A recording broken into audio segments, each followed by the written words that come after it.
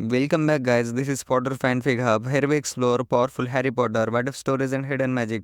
This video is still recorded and fully created in the line with YouTube's latest policies. What if the four founders found starving Harry at his sixth and trained him with time magic? If you enjoy big magical videos, subscribe to Potter Fanfic Hub. Now let's story begin. Chapter 1 Hashtag the Starving Child. The cupboard under the stairs had always been Harry Potter's world. It was small, cramped, and smelled faintly of mildew and the polish Mrs. Dursley used on the floorboards above. The walls were lined with spiders' webs that Harry had long since made peace with, considering them his only companions during the long hours when the Dursleys forgot he existed. The single light bulb flickered intermittently, casting dancing shadows across the few possessions he called his own, a thin mattress that had long since lost any pretense of comfort, a tattered blanket that did little to ward off the cold, and a small collection of broken toys he'd salvaged from the rubbish bin behind number 4 Privet Drive. But it was the hunger that defined his existence now. 3 days without food would have broken a lesser child, but Harry had learned early that complaining only made things worse. Uncle Vernon's philosophy was simple: if you couldn't contribute to the household, you didn't deserve to share in its abundance. And Harry, at 6 years old, had very little to contribute except his presence, which the Dursleys considered an unwelcome reminder of his parents' freakishness. The Dursleys had gone on holiday 3 days ago. Harry remembered the morning clearly. Aunt Petunia had been rushing about, her horse-like face pinched with anxiety over whether she'd packed enough of Dudley's favorite snacks.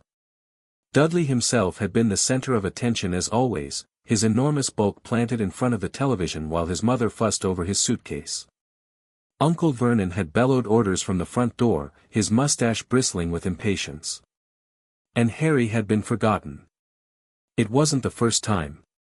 Sometimes they'd leave him with Mrs. Fig, the old cat lady down the street, whose house smelled of cabbage and whose cat seemed to sense something magical about Harry that made them hiss and scratch. But Mrs. Fig had been away visiting family, and the Dursleys had apparently decided that leaving a 6-year-old locked in his cupboard for 3 days was an acceptable alternative. Harry's stomach cramped painfully. He'd long since given up crying for help. The Dursleys had made it abundantly clear that his voice was to be heard only when spoken to, and even then, barely tolerated. The hunger had progressed through its usual stages, first the sharp pangs that made him double over, then the dull ache that seemed to fill his entire body, and finally the strange, hollow numbness that made him feel as if his insides were slowly eating themselves. He lay on his mattress, trying to conserve energy, staring at the cracks in the ceiling above. He'd counted them many times. There were 47 major cracks and hundreds of smaller ones, forming patterns that sometimes resembled faces or animals if he squinted just right. On better days, he imagined the faces were his parents, watching over him. On worse days, they were monsters reaching down to grab him. Today, the monsters had won. Thirsty, Harry whispered, his voice cracking from disuse. The single glass of water Aunt Petunia had left him before departing had been drained hours ago, and his tongue felt like sandpaper against the roof of his mouth.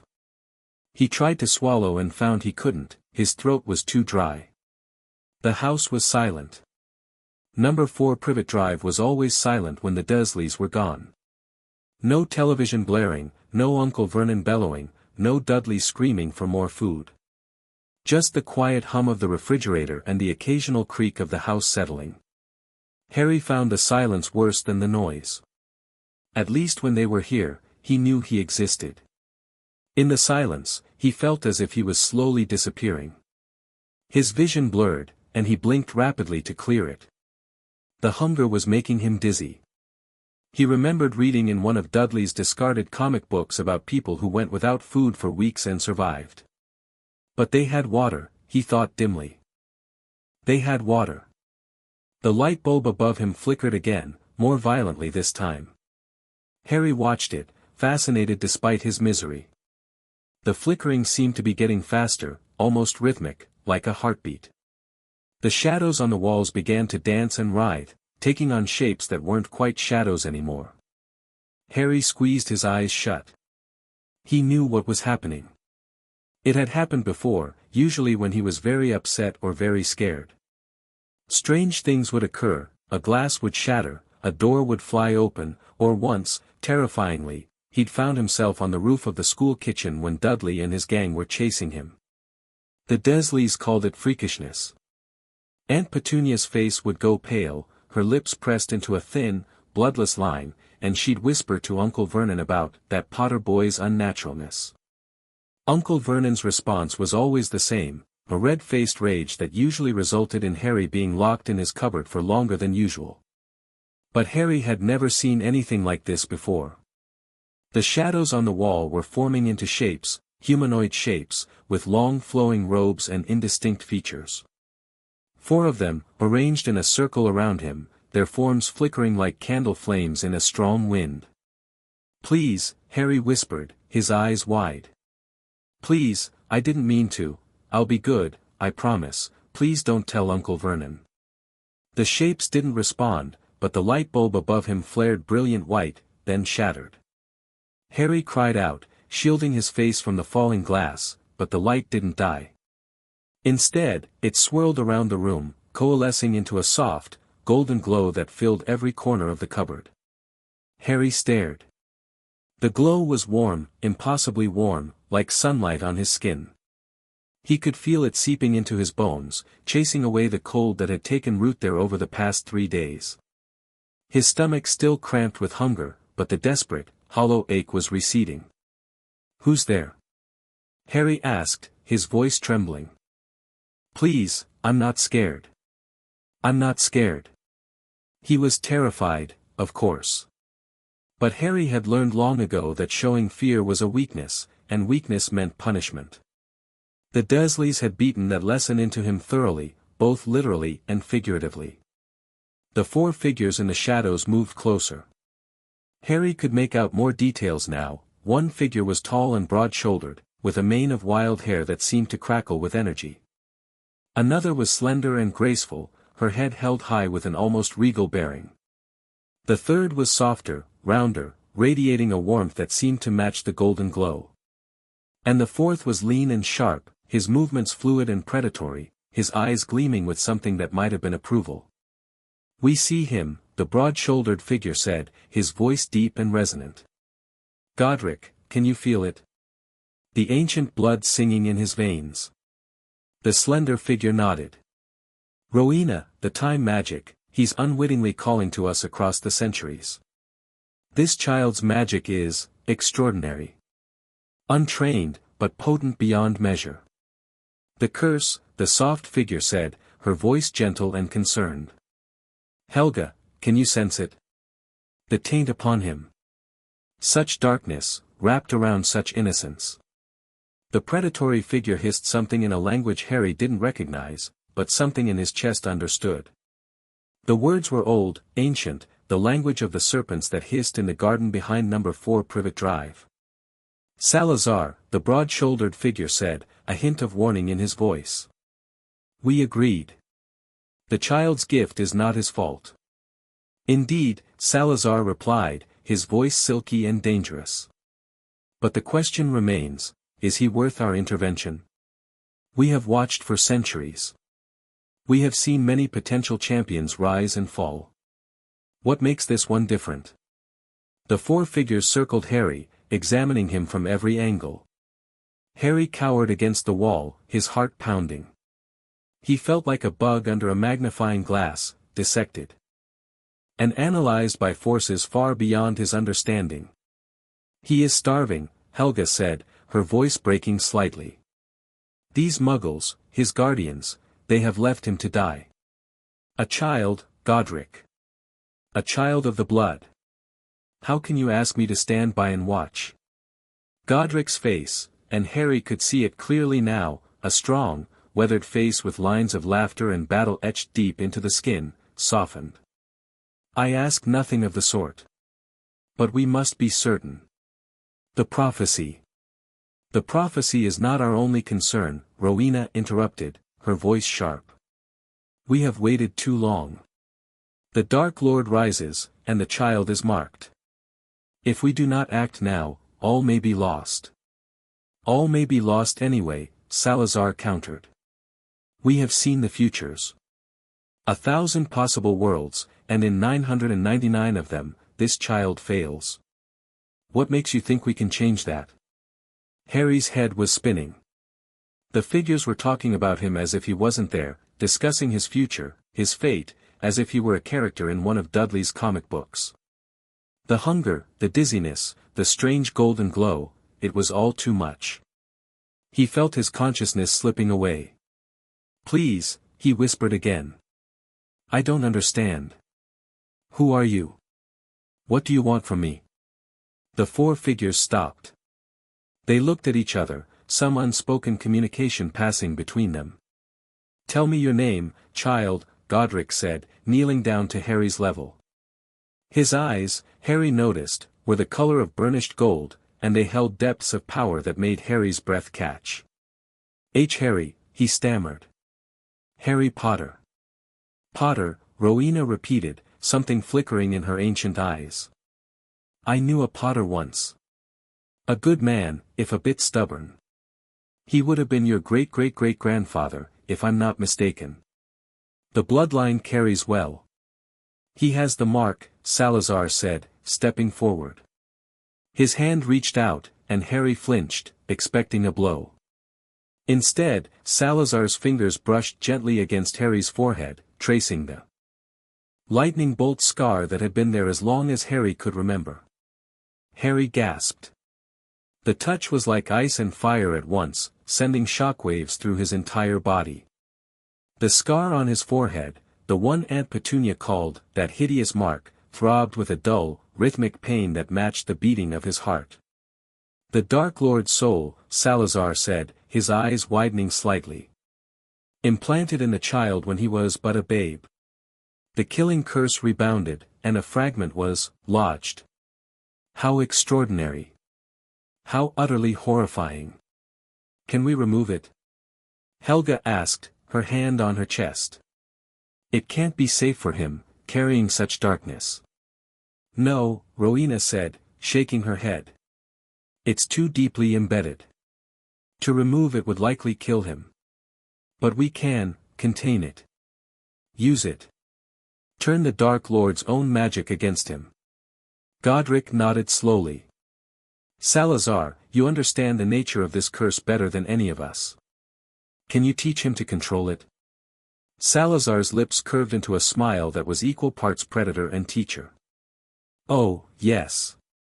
I can teach him. But you must understand, this child will be my student as much as yours. He has the gift of the serpents. He speaks the ancient tongue. And if I'm not mistaken..." Salazar leaned closer, his eyes meeting Harry's. "He has a great deal of ambition buried beneath all that fear and hunger. The Potter blood is strong, but there's something else in him as well. Something darker. Something I recognize."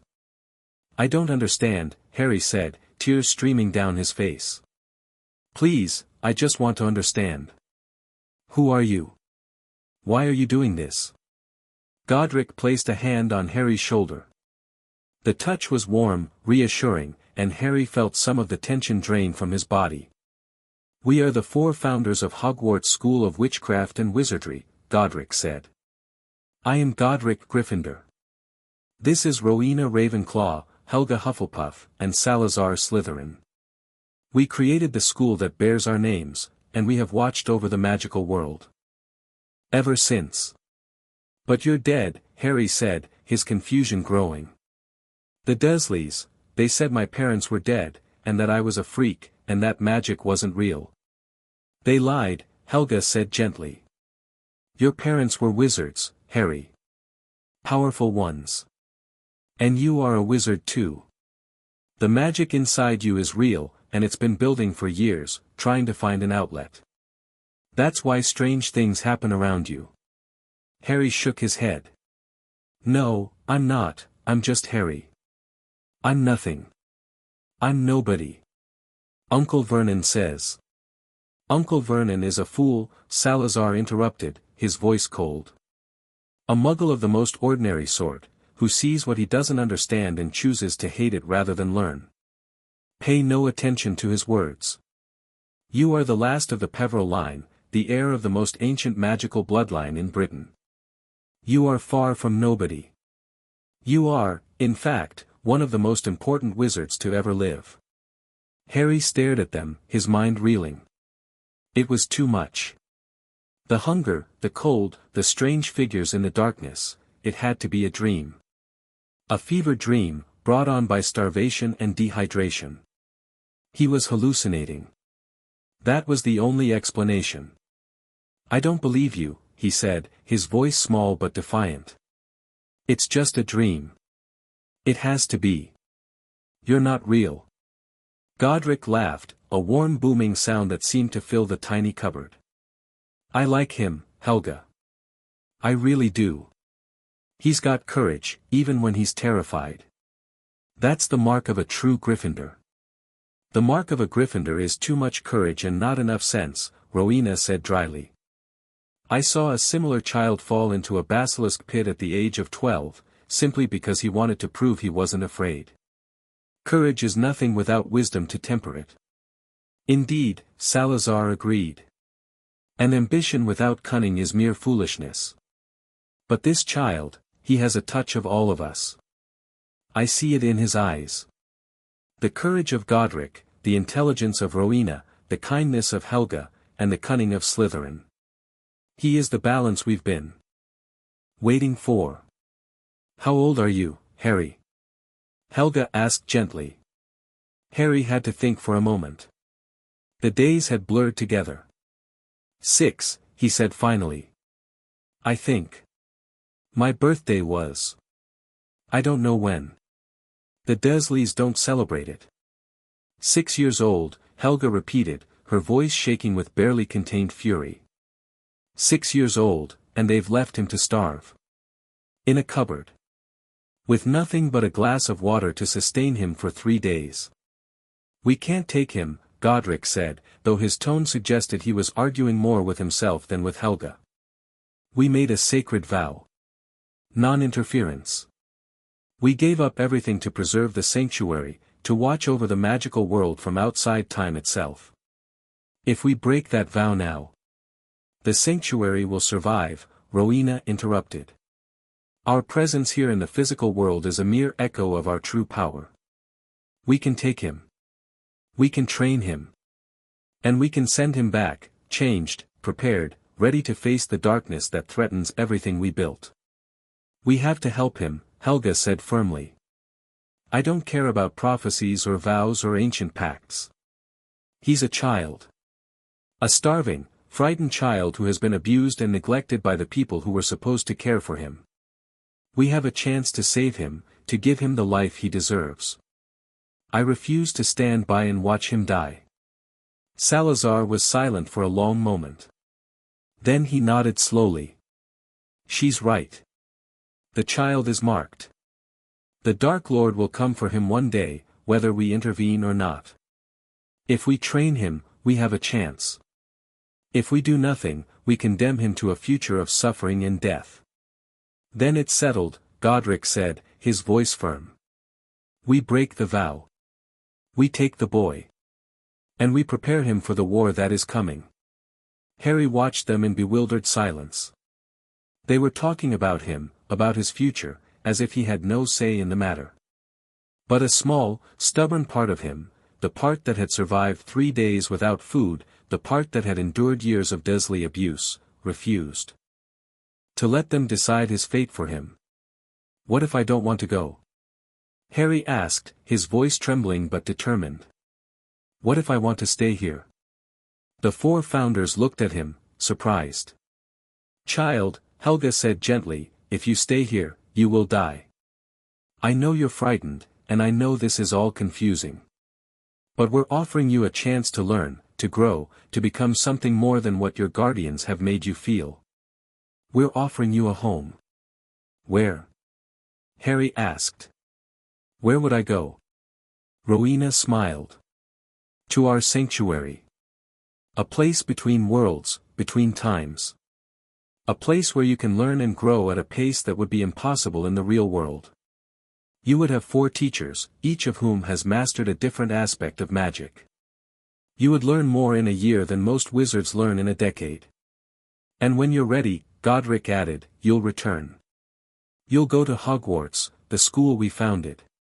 You'll make friends, and you'll face the Dark Lord, and you'll defeat him. We've seen it. It is your destiny. I don't want a destiny, Harry said, tears streaming down his face. I just want to not be hungry anymore. I just want to not be locked in this cupboard. I just want someone to love me. The founders were silent. Then Helga stepped forward, wrapping her arms around Harry in a warm, enveloping embrace. Her body felt solid, real, despite her spectral appearance. Oh, child, she murmured. You have so much love to give. I can feel it, radiating from you even now. And we will love you. We will love you as you deserve to be loved. We will be your family. Harry broke down.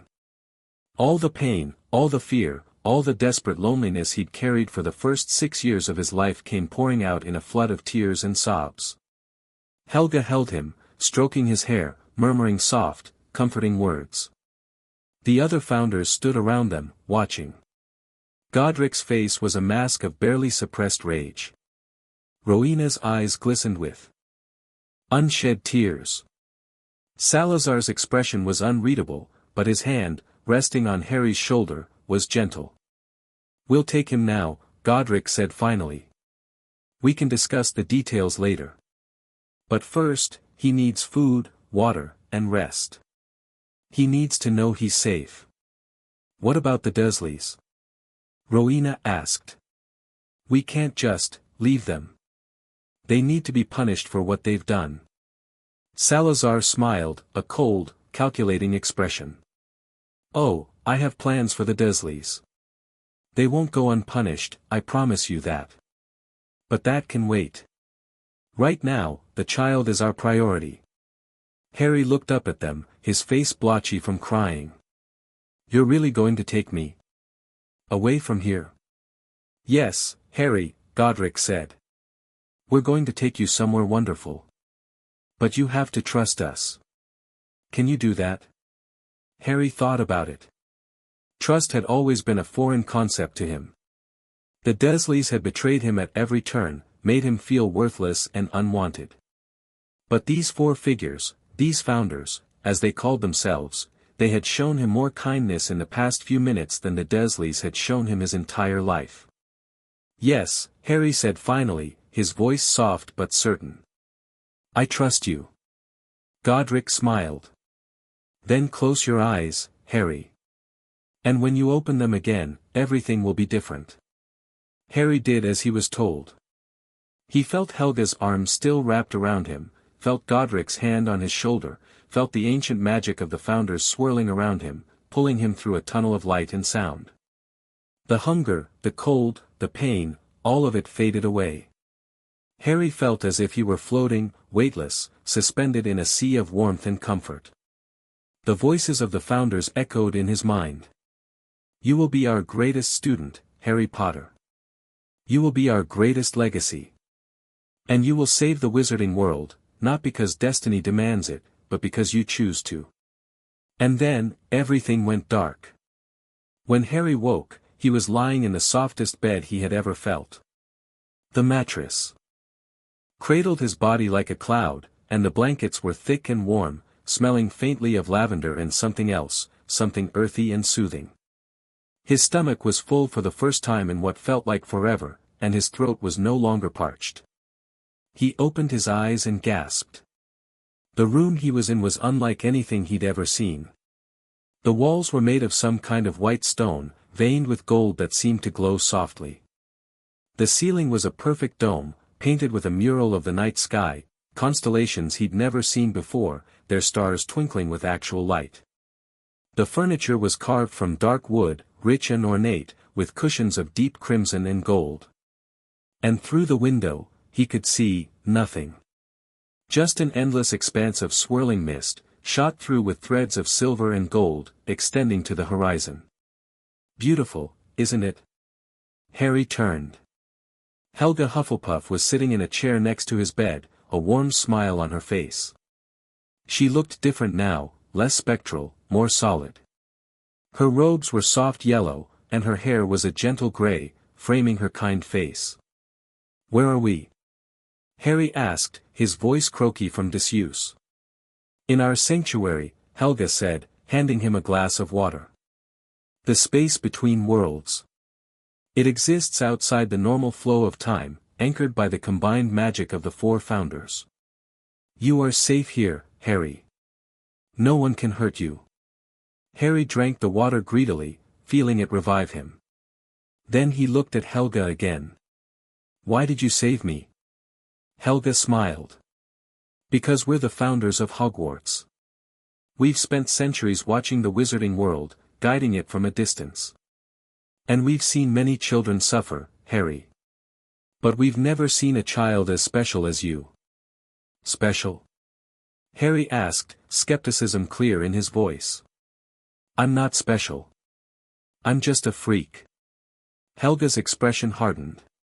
"You are not a freak. Those words were lies, meant to break you. And I promise you, Harry, we will spend the rest of our existence proving to you how wrong they were." Harry didn't know what to say to that. No one had ever defended him before. The door opened, and Godric Gryffindor strode in. He was even more imposing up close, his broad shoulders filling the doorway. His red robes flowed behind him, and his golden eyes sparkled with energy. "Ah, the boy is awake!" Godric bellowed. "Excellent. Rowena, Salazar, he's up." Rowena and Salazar entered behind him, their expressions ranging from amused to calculating. "How do you feel, Harry?" Rowena asked, moving to his bedside. She studied him with sharp, assessing eyes, taking in his slight frame and the dark circles under his eyes. "Better," Harry said honestly. "But I'm confused. You said you were dead. The Dursleys always said my parents were dead. But you seem real. Solid." "We are real," Godric said. "In a sense.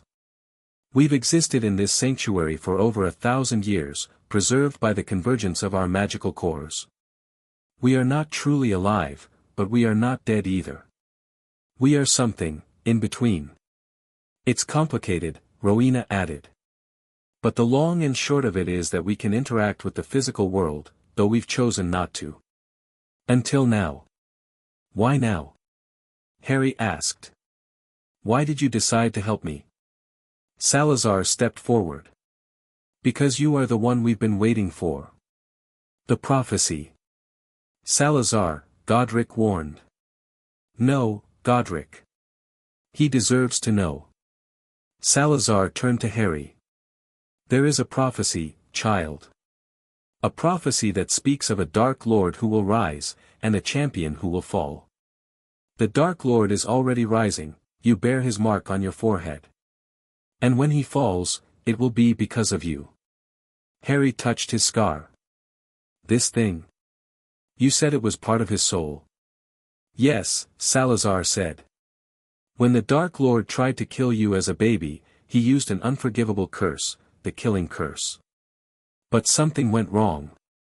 The curse rebounded, and the Dark Lord's soul was shattered. A piece of it lodged in you." "Why?" Harry asked, his voice shaking. "Why me?" "Because you were powerful enough to survive," Rowena said gently. "You had magic, Harry. Powerful magic. And that magic protected you from the curse. But it also bonded you to the Dark Lord. So I'm connected to him?" Harry asked, his stomach churning. "Connected," Salazar confirmed. "But also destined to defeat him. The prophecy says that neither can live while the other survives. It's a prophecy of fate, a prophecy that has guided us for centuries." Harry was silent for a long time. The weight of what they were telling him pressed down on him like a physical force. He was just a boy, just Harry. How could he possibly defeat someone as powerful as Voldemort? "I don't think I can do it," Harry said finally. I'm not strong enough. I'm not brave enough. I'm just Harry. Godric laughed. Do you know what true courage is, Harry? It's not the absence of fear. It's doing what needs to be done, despite your fear. And right now, despite being hungry, confused, and terrified, you're still sitting here, listening to us. That's courage. That's Gryffindor courage. Harry felt a warmth in his chest at Godric's words. For the first time in his life, someone was telling him he was brave, someone was believing in him. We're going to train you, Harry, Helga said, taking his hand. We're going to teach you everything we know about magic, about life, about the world. We're going to help you become the wizard you were always meant to be. And then, Salazar said, his eyes gleaming, you're going to go back to the real world, and you're going to change everything. Harry looked at each of them in turn, the brave, golden-eyed warrior, the brilliant, graceful scholar, the kind, nurturing mother, the cunning, calculating serpent. 4 founders, 4 houses, 4 facets of one ancient, powerful magical tradition. And they were all looking at him with hope in their eyes. What do I have to do? Harry asked. Godric grinned. First, you have to eat. You're barely skin and bone. Then, we can talk about training. For now, rest. Heal. Let yourself believe that you're safe. Harry nodded, too exhausted to argue. But as Helga tucked the blankets around him, he couldn't help but think about the future. The Dursleys, the cupboard, the hunger, the loneliness, it all seemed so distant now, like a nightmare he was finally waking from. He thought about his parents, whom he'd never known. He thought about the Dark Lord who'd killed them, who had marked him as his enemy. And he thought about the prophecy that had brought the founders to save him. Godric, Harry said, his voice sleepy. Do you think I can really do it? Defeat the Dark Lord? Godric smiled. I don't think, Harry. I know. You are the child of prophecy, the one who will bring balance to the wizarding world. But more importantly, you are a good person. A kind person. And in the end, kindness will always triumph over cruelty. Harry smiled. He didn't fully understand, but he felt something he hadn't felt in a long time, hope. And as he drifted off to sleep, lulled by the warmth of the bed and the soft murmur of the founders' voices, Harry Potter began to believe that maybe, just maybe, his future wasn't as hopeless as he'd always thought. But even as he slept, he knew one thing for certain, his life would never be the same. Outside the sanctuary, in the heart of the 40th century, Dumbledore slept fitfully, his dreams filled with visions of a young boy in a cupboard, a Dark Lord rising, and 4 ancient figures watching from beyond the veil. But when he woke, he would remember nothing, only a sense that something had changed. Something fundamental had shifted in the fabric of the wizarding world. And in the shadows of the magical world, Voldemort's followers stirred, sensing that their master's greatest enemy was no longer a helpless child, but something far more dangerous.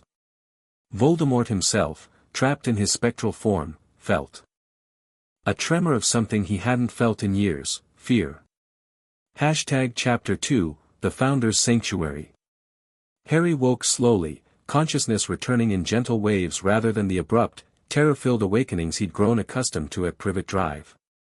For a long moment, he simply lay still, feeling the impossible softness of the mattress beneath him, the warmth of the blankets, the absence of the familiar aches and pains that had become his constant companions. The sunlight, no, not sunlight, he realized, but something softer, more golden, filtered through the window, casting dancing patterns across the ceiling mural. Then memory crashed over him like a tidal wave. The cupboard. The hunger. The strange figures in the darkness. The voice of the woman, Helga, she'd called herself, promising that everything would be different.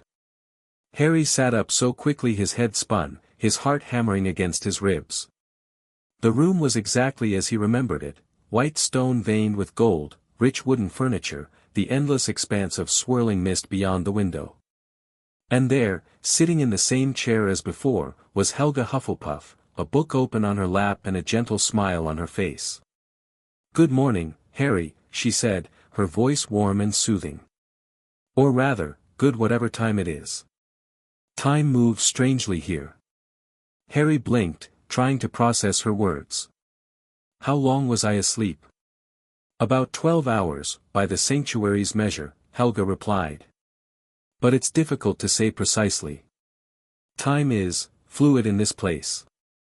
A day here might be a moment in the outside world, or a week. It depends on what the magic requires." Harry's stomach growled loudly, interrupting any further questions. He flushed with embarrassment, but Helga only laughed, a warm, musical sound that seemed to fill the room with light. "Ah, the hunger returns," she said, rising gracefully from her chair. "Come, Harry. I'll take you to the Great Hall. Godric is already there, and he's been pacing for the last hour, eager to begin." "You're training." "Training?" Harry asked, swinging his legs out of the bed. He was wearing soft, comfortable clothes now, a simple tunic and trousers in a deep green that made his eyes appear almost emerald. He hadn't noticed when he'd been changed, but he was grateful for the clean, warm fabric against his skin. Helga nodded, her expression turning serious. "Yes, Harry. We've discussed it, the four of us. You have a great destiny ahead of you, but destiny alone isn't enough. You need skills, knowledge, and most importantly, the ability to defend yourself against the dark forces that will come for you.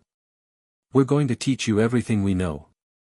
Harry followed her out of the room, his bare feet padding silently on the cool stone floor. The corridor outside was breathtaking, high vaulted ceilings supported by columns of white marble, each one carved with intricate scenes of magical creatures and wizards. The walls were lined with tapestries that seemed to move, depicting battles, celebrations, and moments of quiet reflection in the history of the wizarding world. "The sanctuary is a reflection of all four of us," Helga explained as they walked. "Every stone, every tapestry, every piece of furniture was created through the convergence of our magic. It's a living place, in its own way, constantly growing and changing to meet our needs." Harry couldn't tear his eyes away from the wonders around him. A suit of armor bowed as he passed. A painting of a dragon winked at him, its scales shimmering like liquid fire. The air itself seemed to hum with magic, a low, pleasant vibration that made his skin tingle. They emerged into a vast hall that took Harry's breath away. The ceiling was an exact replica of the night sky, complete with slowly drifting clouds and thousands of twinkling stars. Four long tables ran the length of the room, each one decorated in the colors of a different house, scarlet and gold, blue and bronze, yellow and black, green and silver. At the far end of the hall, a raised dais held a single table where 3 figures sat, deep in conversation. Godric Gryffindor rose as Harry entered, his face splitting into a broad grin. "There he is. The boy of the hour. Come, Harry, sit. You must be famished." Harry approached hesitantly. Rowena Ravenclaw nodded to him in greeting, her sharp eyes studying him with undisguised curiosity. Salazar Slytherin's expression was more guarded, but there was a glint of something in his dark eyes that might have been approval. "Sit, Harry," Helga said gently, guiding him to a seat at the raised table. "And eat. You need to regain your strength." The moment Harry sat down, a feast appeared before him. Platters of roast chicken, mountains of mashed potatoes, bowls of steaming vegetables, fresh bread, butter, cheese, and a dozen other dishes he'd never seen before filled the table. His mouth watered, but he hesitated, looking at the founders uncertainly. "Go on," Godric encouraged. "It's real food, I promise. You're not dreaming." Harry didn't need to be told twice. He reached for a piece of bread and tore into it, ignoring the butter and the cheese in his haste. The bread was warm and fresh, and he nearly wept at the sensation of food filling his empty stomach. The founders watched him eat in comfortable silence. Godric's expression was one of barely restrained excitement, Rowena's was thoughtful, Helga's was warm and nurturing, and Salazar's was unreadable. Harry was too focused on the food to care much about their reactions. After 3 slices of bread, a generous portion of chicken, and 2 helpings of mashed potatoes, Harry finally slowed down, feeling more satisfied than he had in his entire memory. "Better?" Helga asked, pushing a glass of pumpkin juice toward him. Harry nodded, taking a sip. The juice was sweet and cool, and he felt warmth spreading through his body. "Thank you. I don't know how to repay you." "You don't have to repay us," Rowena said, her voice soft but firm. "We didn't save you to create a debt. We saved you because it was the right thing to do. And because we have a need for you, yes, but that need doesn't diminish the value of your life." "I don't understand," Harry said, setting down his glass. "You keep talking about this prophecy and this Dark Lord, but I don't know anything about any of it. I don't even know who my parents were, really. The Dursleys never told me anything except that they died in a car crash." The founders exchanged a glance. Godric's expression darkened, his hands clenching into fists on the table.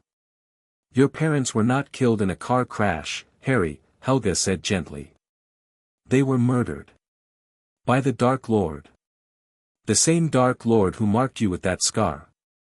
Harry touched his forehead, feeling the familiar zigzag shape beneath his fingers. "But why? Why would he want to kill my parents? Why would he want to kill me?" "Because you were special," Salazar said, leaning forward. "Your parents were powerful wizards, Harry. Your mother came from a long line of magical blood, and your father was descended from some of the most powerful wizard families in Britain. Together, they were formidable. When you were born, the Dark Lord, his name is Voldemort, saw you as a threat to his power." "But I was just a baby," Harry said, his voice small and confused. "How could I be a threat to anyone?" "You weren't," Rowena admitted. "Not directly. But the prophecy said that you would be. The prophecy said that the one with the power to defeat the Dark Lord would be born at the end of the 7th month, to parents who had thrice defied him. That was you, Harry. You were the one the prophecy spoke of." Harry was silent for a long moment, processing what they'd told him. It was too much, too impossible to accept. He was just Harry Potter, the boy who lived in a cupboard and got beaten up by his cousin. He couldn't be the one to defeat a Dark Lord. "Why didn't anyone come for me?" he asked finally, his voice cracking. "If I'm so important, why did the Dursleys have to raise me? Why didn't someone come and take me away?" The founders looked at each other again, an uncomfortable silence stretching between them. "Dumbledore," Godric said finally, his voice heavy with frustration. "Albus Dumbledore is the head of the Wizarding Council, and he thought it best to hide you with your mother's sister. He believed you would be safe there, protected by ancient blood magic. He was wrong." "Wrong," Harry repeated bitterly. "He was wrong. I was locked in a cupboard. I was starved. I was beaten. I was told every day that I was a freak and a waste of space. And he was wrong." "We know," Helga said, reaching across the table to take his hand. "And we're sorry, Harry. So sorry that you had to endure all of that. But we're here now, and we won't let anyone hurt you ever again." Harry looked at her, at the kindness in her eyes, and felt something shift inside him. For the first time in his life, he felt like he truly had someone in his corner. "What happens now?" he asked. "What do I have to do?" Godric grinned. "Now, we begin your training. You're going to learn everything there is to know about magic, the theory, the practice, the history, and the secrets. You're going to become the wizard you were meant to be. All of you are going to teach me?" Harry asked, looking around the table. "Each of us will focus on our specialty," Rowena explained. "Godric will teach you combat magic and physical conditioning. I will teach you magical theory, logic, and strategy. Helga will teach you healing magic, empathy, and protection spells. And Salazar will teach you the more subtle arts. Potions, stealth, and the ancient magic that others have forgotten. Salazar's lips curved into a cold smile. And Parseltongue, he added. I will teach you to master your gift of speaking to serpents. Harry shuddered. I've always been able to understand snakes, he admitted. But the Dursleys said it was unnatural. They said it was a sign that I was evil. Parseltongue is not evil, Salazar said, his voice sharp. It is a gift, one of the oldest and most powerful magical abilities in existence. The Dark Lord himself speaks it, yes, but that does not make the language evil. It makes him evil for how he uses it. So I'm not a freak? Harry asked, his voice small. No, the four founders said in unison. You are not a freak. Harry smiled, a real smile that reached his eyes for the first time in years. So when do we start? Godric laughed, a booming sound of pure delight. Right now, Harry. Right now. The training began that afternoon, and Harry quickly discovered that the founders were not gentle teachers. They pushed him hard, testing his limits, demanding excellence in every aspect of his magical education. But they were also patient, never mocking his failures, always encouraging him to try again. For the first time in his life, Harry felt like someone believed in him. Godric was the first to take charge. He led Harry to an enormous training room, its walls lined with weapons of every description and its floor covered in soft, padded mats. Magic is not your only weapon, Harry, Godric said, tossing Harry a wooden sword. Sometimes, a wizard must rely on his body as much as his mind. And sometimes, the simple application of a blade is the most effective solution to a problem. Harry caught the sword awkwardly, nearly dropping it. It was heavier than he'd expected, and his scrawny arms trembled with the effort of holding it up. I don't know how to use this, he admitted. Then you will learn, Godric said firmly. Now, hold it like this. The next hour was brutal. Godric put Harry through a series of basic exercises, teaching him how to hold the sword, how to move his feet, how to parry and thrust. By the end of the session, Harry's arms were shaking, his palms were blistered, and his entire body ached. Good, Godric said, nodding his approval. You have natural instincts, Harry. And you're not afraid to make mistakes. That's the most important quality in a warrior. I'm exhausted, Harry gasped, collapsing onto the mat. Godric laughed. You'll get stronger. Every day, you'll get a little stronger, a little faster, a little more skilled. By the time I'm done with you, you'll be able to face any opponent without fear. I already face opponents without fear, Harry said, thinking of Dudley and his gang. It's the only way to survive. Godric's expression softened. You've been through so much, child. More than any 6-year-old should ever have to endure. But we're going to change that. You're going to be happy here, Harry. I promise. Harry looked at the sword in his hands, feeling its weight, its solidity. I'm not sure I know how to be happy, he admitted. I've never really tried. Godric knelt beside him, his golden eyes meeting Harry's green ones. Then we'll teach you that too. The magical theory lessons with Rowena were entirely different from the physical training with Godric. Rowena's domain was a magnificent library, its shelves stretching endlessly into the shadows, containing books from every era of magical history. The air was thick with the smell of old parchment and dust, and the only sounds were the soft crackle of magical candles and the whisper of pages turning. Magic is not about waving a wand and making things happen, Rowena explained, leading Harry to a comfortable reading nook. Magic is about understanding the fundamental laws of the universe and learning how to bend them to your will. It's about intention, concentration, and above all, control. Harry sat cross-legged on a cushion, trying to absorb everything she was saying. But I've done accidental magic before. Without meaning to. Accidental magic is the first expression of a wizard's power, Rowena said. It's raw, unfocused, and often dangerous.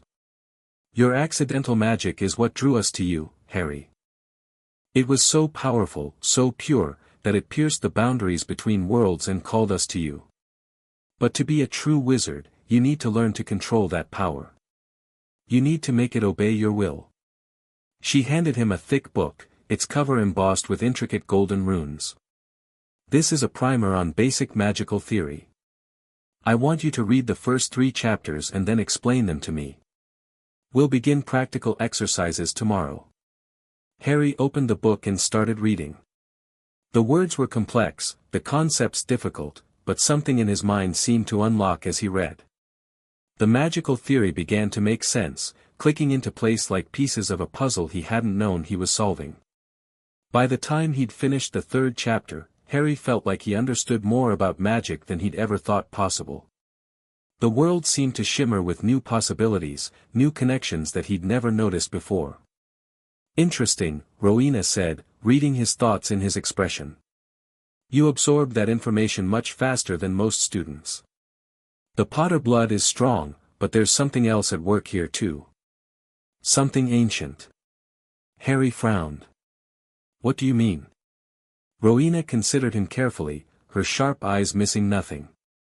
I mean that you have the potential to be one of the most powerful wizards of your generation, Harry. Perhaps of any generation. The question is whether you'll fulfill that potential. I'll try, Harry said firmly. I'll do whatever it takes. I know you will, Rowena replied, a rare smile crossing her face. That's why we chose you. With Helga, Harry learned about a different kind of magic. Her lessons took place in a beautiful garden, filled with plants and flowers that seemed to glow with an inner light. The air was heavy with the scent of roses and lavender, and every sound seemed muted, peaceful. Magic is not just about power, Helga explained, kneeling beside a patch of wildflowers. It's about connection. Connection to the world, to other people, to the creatures we share this planet with. The greatest magic of all is the magic of love, of empathy, of understanding. Harry knelt beside her, watching as she gently touched a flower, coaxing it to bloom with a soft whisper of magical energy. I never really had anyone to connect with before, Harry admitted. The Dursleys didn't love me. They didn't even like me. Helga's expression was sad, but her eyes were kind. Then you have a great capacity for love, Harry. Because you've been denied it, you'll appreciate it all the more when you find it. And you will find it. We'll teach you what it means to be loved. She guided his hand to the flower, showing him how to feel its energy, its life force. Harry closed his eyes, concentrating, and was surprised to feel a warmth spreading through his fingers, a sense of connection to the plant that made his heart swell. Can you feel it? Helga asked softly. Yes, Harry breathed. It's beautiful. Helga smiled. You have a natural gift for healing magic, Harry. Your heart is pure, and your intentions are good. That's the foundation of all true healing. What if I want to hurt someone? Harry asked, thinking of the Dursleys. What if I want to make them pay for what they did to me? Helga's expression didn't change. Those feelings are natural, Harry. But revenge is not the path to healing. It's a dark road that leads nowhere good. If you want to move past what happened to you, you have to learn to forgive. Not for their sake, but for yours. Harry didn't entirely understand, but he nodded anyway. He had a feeling Helga's lessons would take a long time to fully absorb. The lessons with Salazar were the most difficult and the most uncomfortable. They took place in a dark, shadowy room lit only by flickering candles, filled with strange artifacts and bubbling cauldrons. Magic is not always light and love, Salazar said, his voice low and dangerous. Sometimes, magic is necessary. Sometimes, you must use dark means to achieve a noble end. The key is to never lose yourself in the process. Harry sat across from him, trying not to show his fear. Salazar was intimidating, his sharp features and cold eyes making Harry feel like a bug under a magnifying glass. What are you going to teach me? Harry asked. Everything the others won't, Salazar replied. I will teach you how to protect your mind from intrusion. How to move silently, unseen. How to create potions that can heal or harm, depending on your intention. And how to speak the language of serpents. He leaned forward, his eyes boring into Harry's. The Dark Lord is a Parselmouth, Harry. He will try to use his connection to you through that scar to influence your mind, to control your thoughts. I will teach you how to resist him. Harry's hand went to his forehead, touching the scar. Is that why I have nightmares? Because he's trying to get in. Salazar's expression flickered with something that might have been approval. Sharp, aren't you? Yes, Harry. The nightmares are echoes of the Dark Lord's mind, reaching out to you through the fragment of his soul that lives in your scar. But they are not his conscious attacks. Not yet. When he realizes he can use that connection, he will try to invade your mind completely. We have to prepare you before that happens. How do we do that? Harry asked. Salazar smiled, a cold, predatory expression. We begin with occlumency. The art of protecting your mind. And we start right now. Days turned into weeks, weeks into months. Harry lost track of time in the sanctuary. The Founder's lessons consumed him, pushing him to his limits in ways he'd never experienced before. He grew stronger under Godric's tutelage, his scrawny body gradually filling out with muscle. He could now hold a sword without trembling, and he'd even managed to disarm Godric once, a feat that had made the warrior laugh with genuine delight. His magical theory improved by leaps and bounds. Rowena was a demanding teacher, pushing Harry to think critically and creatively about every aspect of magic. By the end of his first month of training, Harry could cast a dozen basic spells with perfect precision. He learned healing and protection magic from Helga, discovering a talent for empathy that surprised even himself. He could now sense the emotions of others, feel their pain and joy, and use that connection to help them heal. And with Salazar, Harry learned the darker arts. He learned to shield his mind from intrusion, to move silently through shadows, to create potions of incredible complexity. Most importantly, he learned to embrace his Parseltongue gift, speaking to snakes as easily as he spoke English. You're ready, Salazar said one day, after a particularly intense occlumency session. Your mind is a fortress now, Harry. The Dark Lord will have difficulty penetrating it. But he's still out there, Harry said. He's still a threat. He is, Salazar agreed. And you'll have to face him eventually. But that day is not yet. We still have more to teach you. What more could there be? Harry asked, exhausted but curious. Salazar smiled, that cold, mysterious expression that Harry had come to recognize. Temporal magic, Harry. The magic of time itself. The revelation of temporal magic changed everything. The Founders explained that the sanctuary existed outside normal time, allowing them to train Harry at an accelerated pace. A year in the sanctuary might be only a day in the real world, or a month, or an hour. It all depended on the magic of the four Founders combined. But there was more. Harry learned that the Founders had discovered how to manipulate time itself, to see possible futures and walk through moments that had passed. It was dangerous magic, they warned, and it came at a terrible cost. But it was also the most powerful magic in existence. We can teach you to manipulate time to a degree, Rowena explained. 2. Accelerate your learning. To see potential futures. To give you an advantage against the Dark Lord when you eventually face him. Why me? Harry asked. Why would you teach me all of this? I'm just a boy. Because you're not just a boy, Godric said firmly. You're the child of prophecy. The one destined to defeat the Dark Lord. And the one with the potential to become one of the greatest wizards in history.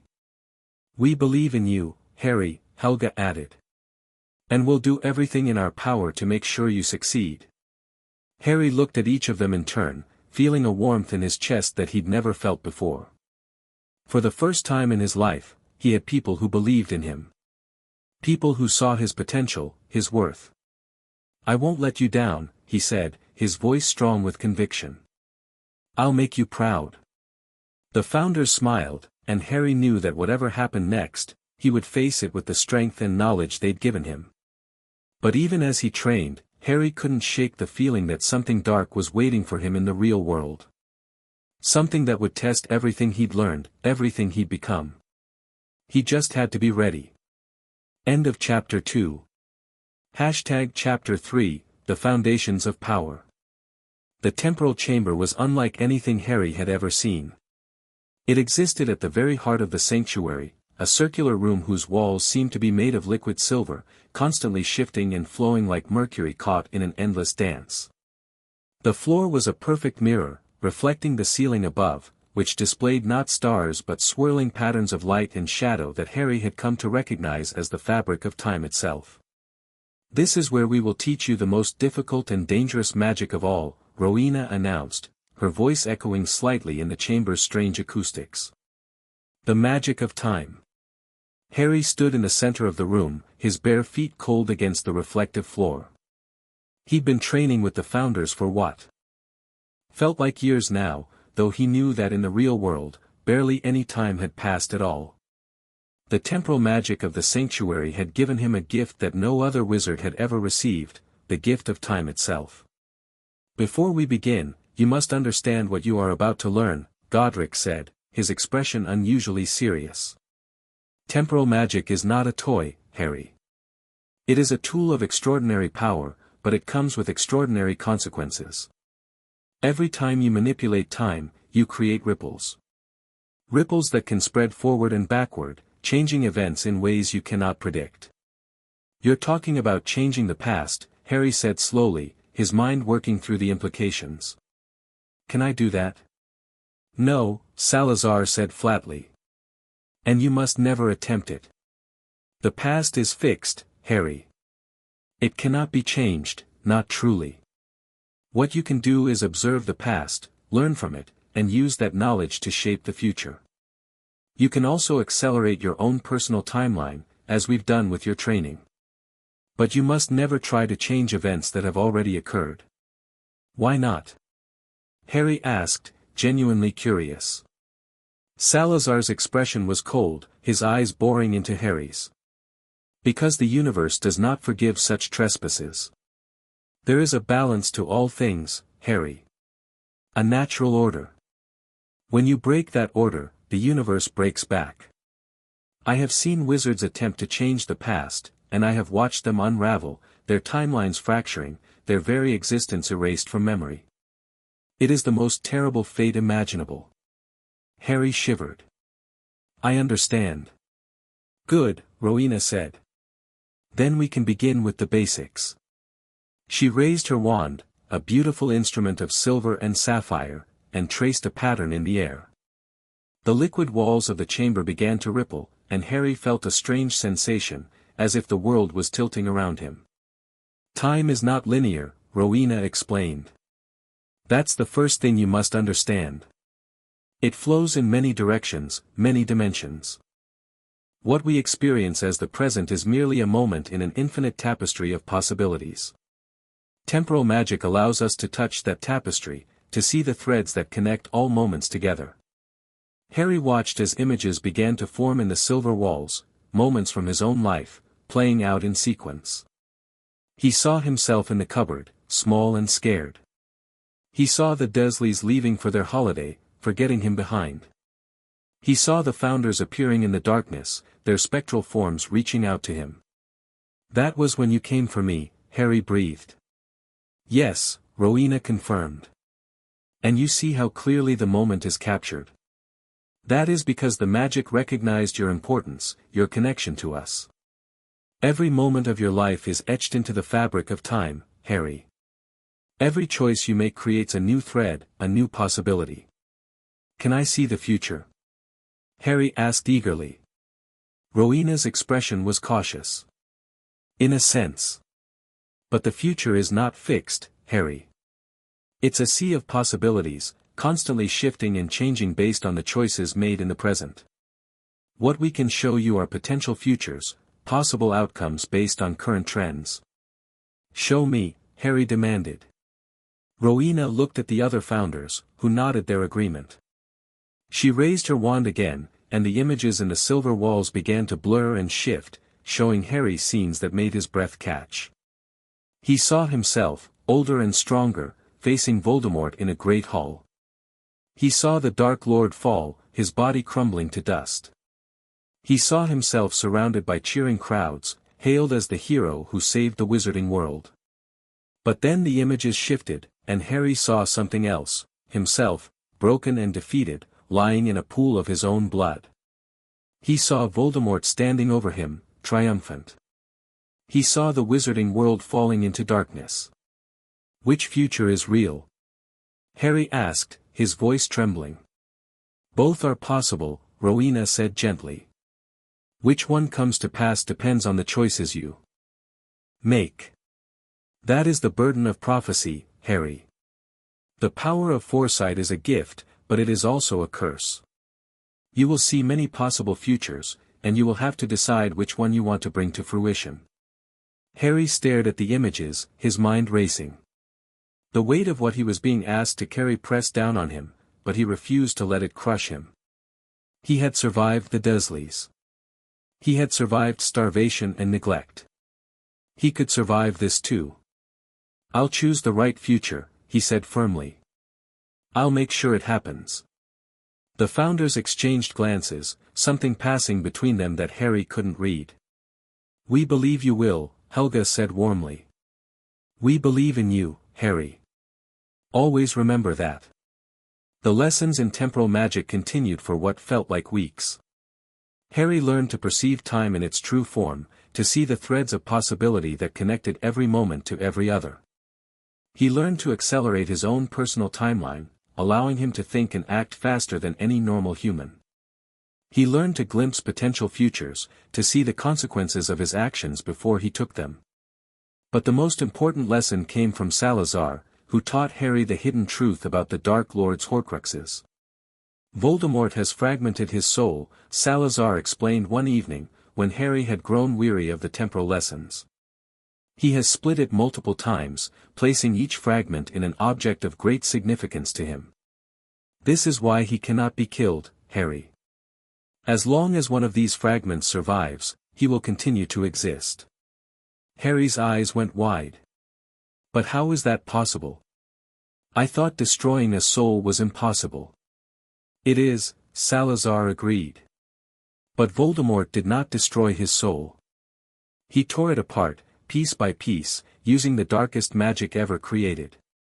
The Horcrux ritual allows a wizard to create a vessel for a fragment of their soul, ensuring that even if their body is destroyed, they will not truly die. That's how he survived killing my parents, Harry realized. That's why he's still out there. Precisely, Salazar confirmed. And that is why you must destroy the Horcruxes before you can face him. Without them, he is merely a powerful wizard, formidable, yes, but mortal. With them, he is unstoppable. Where are the Horcruxes? Harry asked. How do I find them? Salazar's expression was unreadable. I know where some of them are. The founders have been watching Voldemort for a long time, Harry. We have seen him create the Horcruxes, and we know where he hid them. But finding them is only half the battle. Destroying them requires a different kind of magic. A magic that can only be wielded by someone with a pure heart and a noble purpose. You mean me, Harry said. Yes, Salazar confirmed. You are the only one who can destroy the Horcruxes. The Dark Lord's soul fragments are drawn to you because of the fragment that lives in your scar. You can sense them, and you can destroy them. But it will not be easy. Each Horcrux will test you in a different way. Each one will try to corrupt you, to turn you to darkness. Harry shuddered. What if I fail? Salazar's eyes softened slightly, the barest hint of emotion in their depths. Then all is lost. But I don't believe you will fail, Harry. You are stronger than you know. And we will be with you, every step of the way.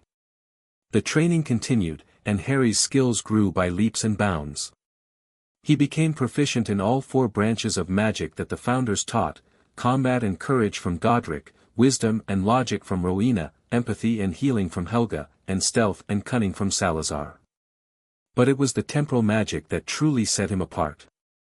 Harry learned to see the world as a tapestry of endless possibility, to perceive the threads that connected all things. He learned to move through time in ways that would have seemed impossible to any other wizard, to accelerate his own perception of reality until everything around him moved in slow motion. One day, Godric challenged Harry to a duel, wanting to test his student's progress. Harry accepted, knowing that this was a test of everything he had learned. The training room was transformed into a mock battlefield, with obstacles and barriers that Harry would have to navigate while fighting Godric. The founder stood at the opposite end of the arena, his golden eyes gleaming with anticipation. "Ready, boy?" Godric called out. "Ready," Harry replied, raising his wand. The duel began with a flash of light. Godric was fast, much faster than any opponent Harry had faced before. His spells came in rapid succession, each one perfectly aimed and executed. But Harry was faster. Using his temporal magic, he accelerated his perception, watching Godric's movements as if they were happening in slow motion. He dodged every spell, his own attacks coming with perfect precision. Godric was forced onto the defensive, his eyes widening with surprise. "Excellent, Harry. You're using the temporal acceleration brilliantly." Harry didn't respond, too focused on the fight. He could see the threads of possibility spreading out before him, each one representing a potential outcome of the duel. He chose the thread that led to victory and followed it. His final spell caught Godric off guard, disarming him and sending his wand spinning across the room. The duel was over. Harry had won. Godric stared at Harry, his expression unreadable. Then he burst into laughter, a booming sound of pure delight. "Incredible," he exclaimed. "Absolutely incredible. You are the greatest student I have ever taught, Harry. And I have taught many." Harry smiled, his chest swelling with pride. "Thank you, Godric." "You earned it," Godric said, clapping him on the shoulder. "Now, I think it's time for a celebration. Helga has been preparing a feast for days, and she won't forgive me if I let you miss it." The feast was magnificent, a spread of dishes from all 4 corners of the magical world. Harry ate his fill, surrounded by the warmth and companionship of the founders. "Today, we celebrate your progress," Godric announced, raising his goblet. "Tomorrow, we plan for your return." Harry stopped mid-bite. "Return? The real world is calling, Harry," Rowena said gently. "We've taught you everything we can. Now it's time for you to apply what you've learned." "I don't understand," Harry said, his heart suddenly heavy. "I thought this was my home now." "This is your home," Helga said warmly. "It will always be your home. But you have a destiny to fulfill, Harry. You have to go back. You have to face the Dark Lord." Harry looked at each of them in turn, his emotions conflicted. He loved this place, loved the founders who had shown him more kindness than anyone in his life. But he knew they were right. He had to go back. He had to fulfill his destiny. "Will I see you again?" he asked, his voice small. "Of course you will," Godric said. "We are connected to you, Harry. Through the magic we've shared, we will always be with you. Even when we're not physically present, you will feel our guidance in your heart." Harry nodded, wiping his eyes with the back of his hand. "Then I'm ready. Take me back." The ritual of return was both simple and profound. The 4 founders gathered in the temporal chamber, forming a circle around Harry. Their magic rose, bright and powerful, wrapping around him like a warm blanket. "When you return to the real world," Rowena explained, "you will not be the same child who left. You will be older, wiser, and far more powerful. But you will also be the same Harry Potter who survived the Dursleys. Never forget where you came from. That is what will keep you strong. We've created a new identity for you, Helga added. To the magical world, you will appear to have been raised by a distant magical relative. Your memories of us will be hidden, accessible only when you need them. This is to protect you, Harry. No one can know about us. What about Dumbledore? Harry asked. He'll know something is different. Yes, Salazar confirmed. We will inform him of your training. He will know that you are prepared. But the details of your true nature must remain secret. Not even Dumbledore can know everything. Harry nodded. I understand. Then we begin, Godric said. The magic rose, swirled, and carried Harry away. When Harry woke, he was lying in a strange bed in a strange room. The walls were covered in colorful wallpaper, and the furniture was old and worn but comfortable. He could hear birds singing outside, and the smell of something delicious wafted in from somewhere nearby.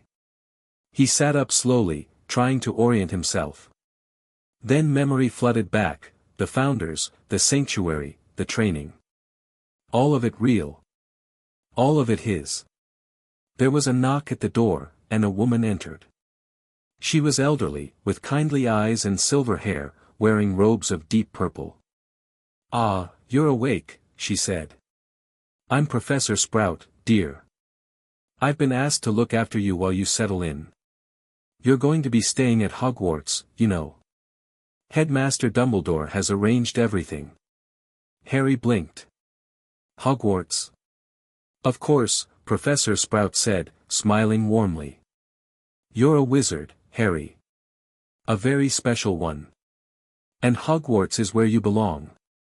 Harry looked around the room, at the magical portraits on the walls, at the strange objects on the shelves. He could feel the magic humming through the air, familiar and comforting. He was home. The next few weeks were a blur of new experiences and overwhelming emotions. Harry was introduced to the magical world properly for the first time, learning about Hogwarts and the wizarding society that existed alongside the mundane world. He was given new clothes that fit him properly, a wand that chose him, and an education that would have been unthinkable just a few months ago. His magical training continued, though at a much slower pace than in the sanctuary. He had to be careful not to reveal the full extent of his knowledge, to seem like just another student. But underneath the surface, Harry was always aware of his true purpose. He was the child of prophecy, the one destined to defeat Voldemort. And he was ready. On his first day at Hogwarts, Harry stood in the Great Hall, surrounded by hundreds of students. The Sorting Hat sat on his head, its voice echoing in his mind. Ah, Harry Potter, the hat said. You are interesting. Very interesting. I can sense the magic in you, the power. But I can also sense something else. Something old. Just sort me, Harry said silently. Please. The hat laughed. Very well. You could go anywhere, you know. You have the courage of Gryffindor, the wisdom of Ravenclaw, the loyalty of Hufflepuff, and the cunning of Slytherin. But I know where you truly belong. Better be Gryffindor. Harry smiled as the hat called out his house. He knew what the founders would have wanted. Gryffindor was where he belonged, the house of his ancestors and his destiny. But he also knew that he carried the wisdom of all four houses in his heart. The founders had made sure of that. As he sat down at the Gryffindor table, surrounded by cheering students, Harry felt a weight settle on his shoulders. The weight of expectation, of prophecy, of his own future. But he also felt something else, hope. He was ready. For whatever came next, Harry Potter was ready. End of Chapter 3. Chapter 4, Trials of the Four Houses. The morning light filtered through the high windows of the Gryffindor common room, casting long golden rectangles across the worn stone floor. Harry sat in one of the deep armchairs by the fire, a book open on his lap that he wasn't really reading. His mind was elsewhere, drifting through the memories of his training with the founders, the lessons they had imparted, the secrets they had shared. It had been 3 weeks since his arrival at Hogwarts, and Harry had settled into the rhythm of school life with surprising ease. His classes were simple, almost laughably so compared to the rigorous training he'd undergone in the sanctuary. The professors were knowledgeable, but their teachings were basic, designed for children who had grown up in the magical world and were only now learning to control their powers. Harry found himself holding back, concealing the true extent of his abilities. He answered questions correctly but not perfectly, performed spells competently but not flawlessly. The other students saw him as a bright but unremarkable first year, the boy who lived but with none of the extraordinary talent that legend might have suggested. It was a comfortable disguise, and Harry wore it well. "Harry! There you are!" Ron Weasley bounded down the stairs, his red hair sticking up in all directions, his freckled face flushed with excitement. Hermione Granger followed close behind, her bushy brown hair bouncing with each step, a book clutched to her chest. "We've been looking everywhere for you," Ron said, collapsing into the chair opposite Harry. "Did you hear? Professor McGonagall announced it this morning. We're having a special assembly after dinner. Something about house unity and ancient traditions." Harry closed his book, his interest piqued. "House unity? That's unusual, isn't it?" "Very unusual," Hermione confirmed, settling into a chair beside Ron. "I've been reading about Hogwarts history, and there's never been a school-wide assembly like this before. At least, not in the last 300 years. Something must have happened."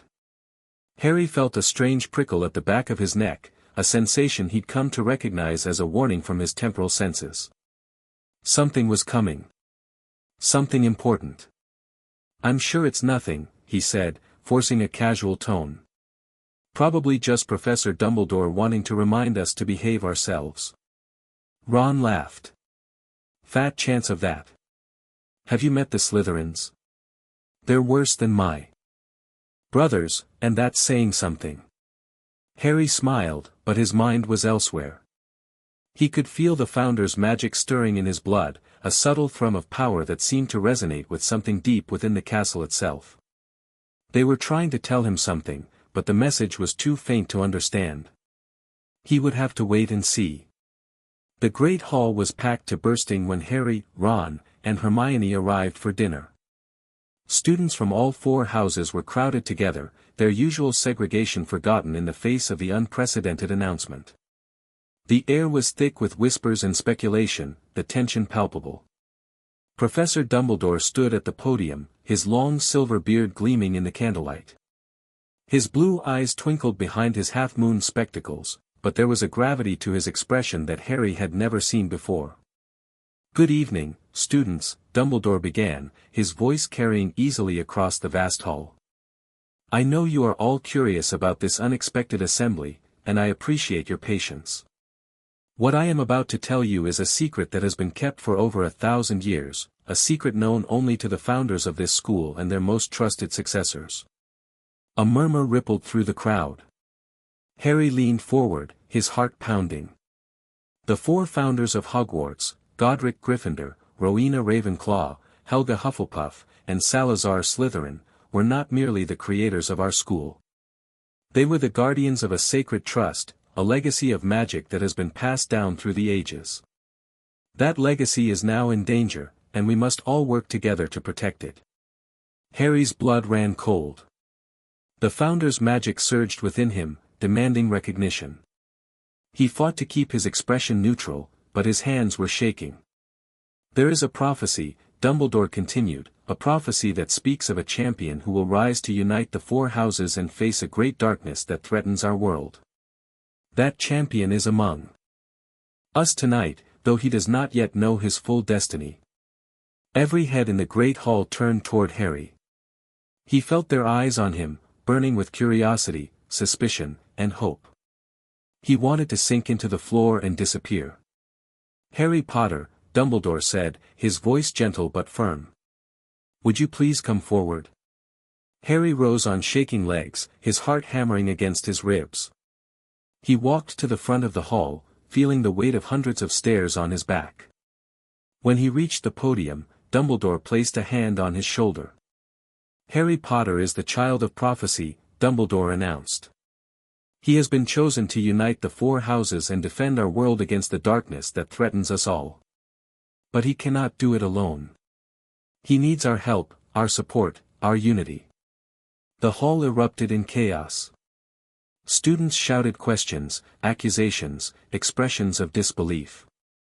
Harry stood in the center of it all, feeling exposed and vulnerable. Silence. Dumbledore's voice cut through the noise like a blade. I understand this is a shock, but we have no time for debate. The prophecy is clear, and the darkness is already moving. We must act now, or all will be lost. Harry looked out at the sea of faces, seeing the fear, the anger, the confusion.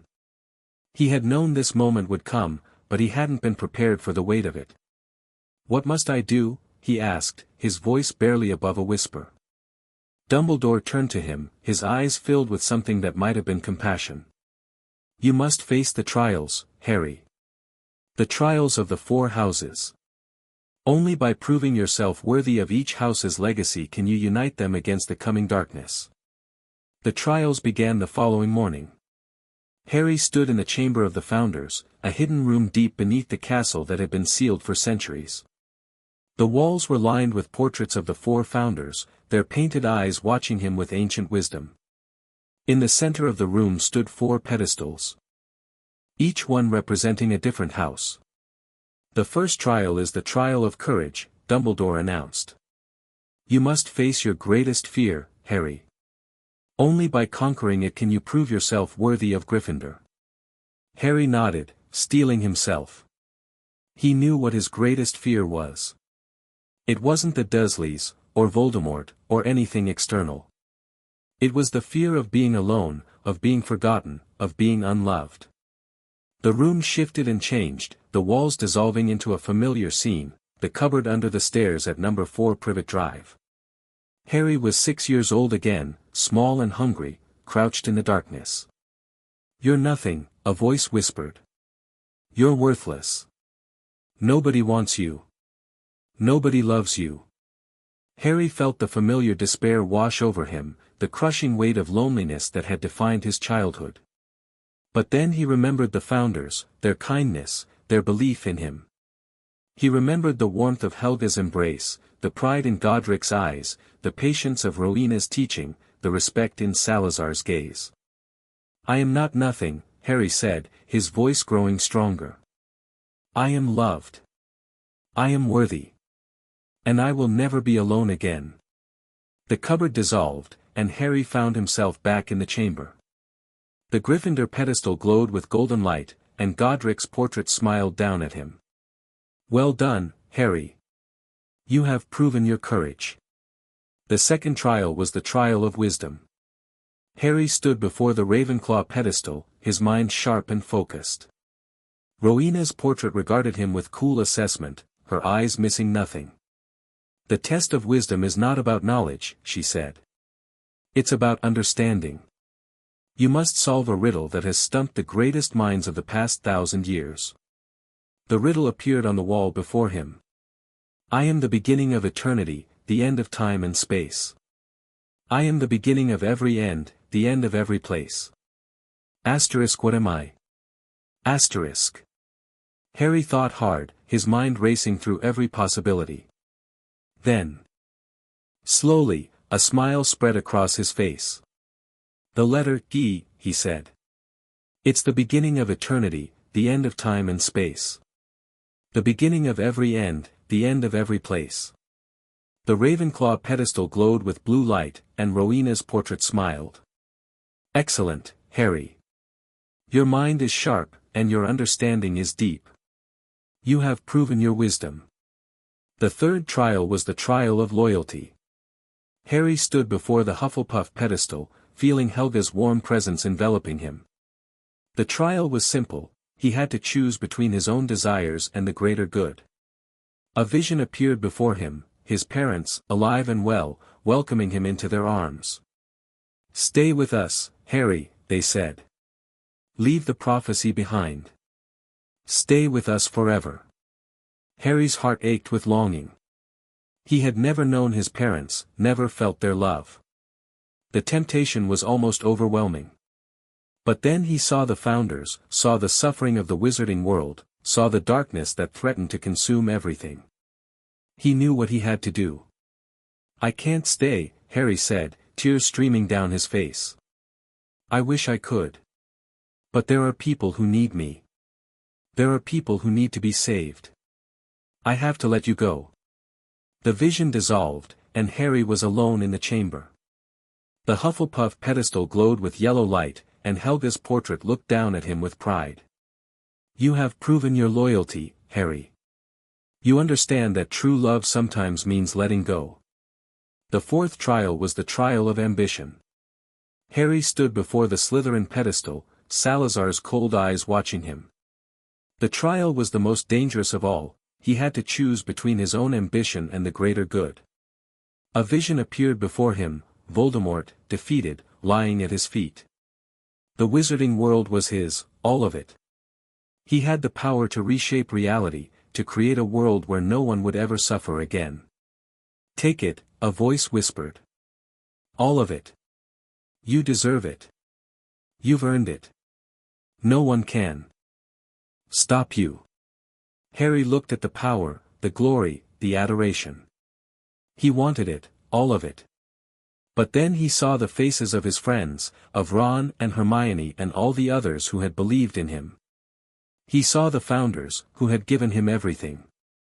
And he knew that true power wasn't about domination. It was about protection, about sacrifice, about love. "I don't want it," Harry said.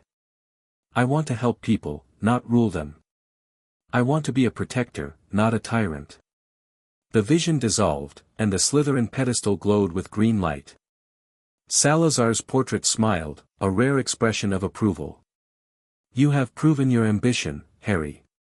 You understand that true power lies in restraint." The four pedestals glowed together, their light merging into a brilliant white that filled the chamber. Harry felt the Founders' magic surge through him, binding him to each house, each legacy. "The trials are complete," Dumbledore announced, his voice filled with wonder. "Harry Potter has proven himself worthy of all four houses. He is the champion of the prophecy, the one who will unite our world against the darkness." Harry felt the weight of the words, the responsibility they carried. He was no longer just a boy. He was a symbol, a leader, a hope for the future. And he was ready. The weeks that followed were a whirlwind of activity. Harry was given special training, additional lessons, and responsibilities that would have crushed a lesser child. But he rose to the challenge, drawing on everything the Founders had taught him. His friendship with Ron and Hermione deepened, the three of them becoming inseparable. Ron's loyalty was unwavering, his sense of humor a constant comfort. Hermione's intelligence was a valuable resource, her knowledge helping Harry navigate the complexities of the magical world. But there were challenges too. Draco Malfoy and his cronies were constant thorns in Harry's side, their prejudice and cruelty a reminder of the darkness that still lurked in the wizarding world. The Slytherins resented Harry's rise, seeing it as a threat to their own power. And then there was the prophecy. Harry couldn't shake the feeling that something was coming, something that would test everything he had learned. The Founders' warnings echoed in his mind, urging him to be vigilant. "The Dark Lord is rising," Helga had said. "You must be ready." Harry was ready. He had to be. One evening, Harry sat in the Room of Requirement, a hidden chamber that appeared only when someone truly needed it. He had discovered the room during his training, and it had become his sanctuary, a place where he could think and plan without interruption. The room was filled with books, maps, and magical artifacts, all of which Harry had collected in his quest to understand the prophecy. He pored over them, searching for clues, for answers. "Harry?" He looked up to see Hermione standing in the doorway, her expression filled with concern. "I've been looking for you everywhere," she said. "What are you doing in here?" Harry gestured to the mess around him. "Just thinking. There's so much I don't understand. The prophecy, the Dark Lord, the Horcruxes. It's overwhelming. Hermione sat down beside him, her presence a comforting warmth. You don't have to do this alone, Harry. Ron and I are here for you. The whole school is behind you. Harry smiled, grateful for her support. I know. But some things I have to do on my own. It's part of the prophecy. Hermione didn't argue. She simply took his hand and squeezed it gently. Then I'll be here to support you, whatever happens. That's what friends are for. Harry felt a surge of emotion, gratitude and affection that warmed him from the inside out. He had never had friends before, never known what it was like to have people who truly cared about him. And now he had two of the best friends anyone could ask for. Thank you, he said softly. Thank you for everything. Hermione smiled. That's what friends do, Harry. We help each other.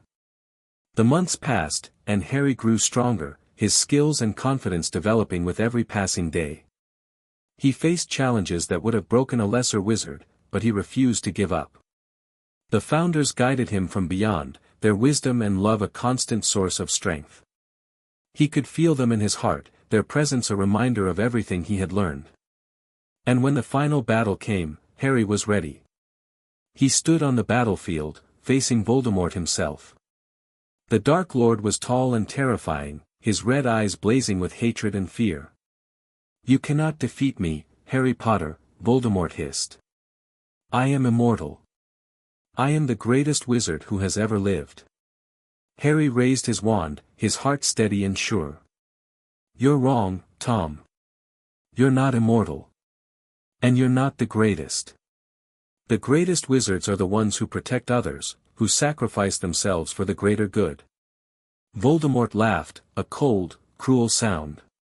You think you can defeat me with love? With friendship? Those are weaknesses, Harry. I have no weaknesses. No, Harry agreed. You don't.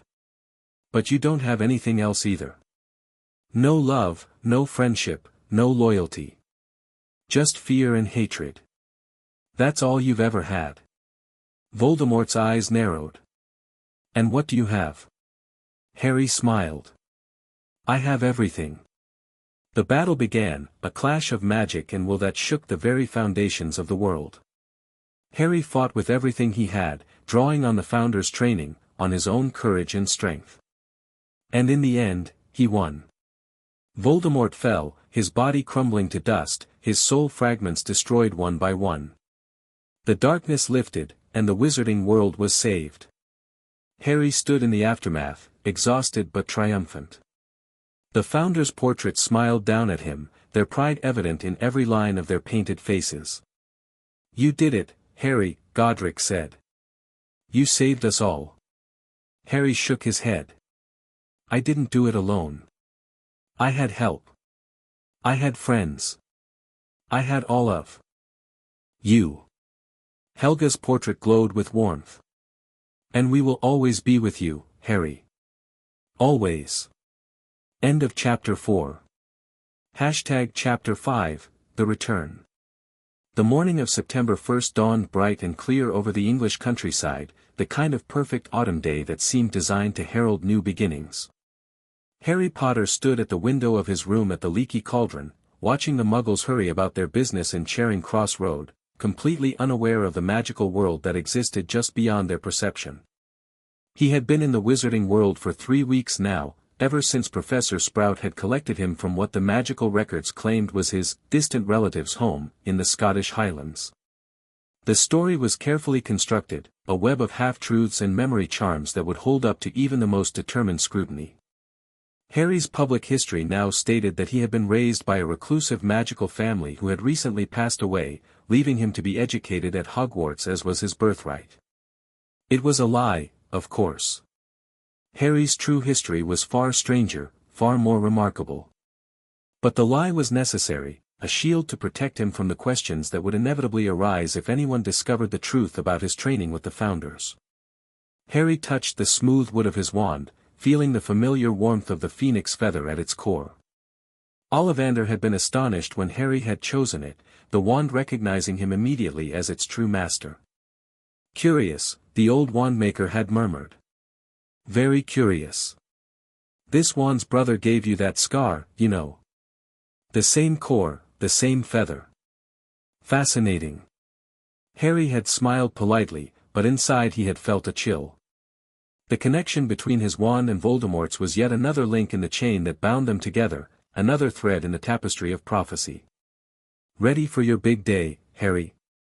He turned to see Tom the barman standing in the doorway, a warm smile on his lined face.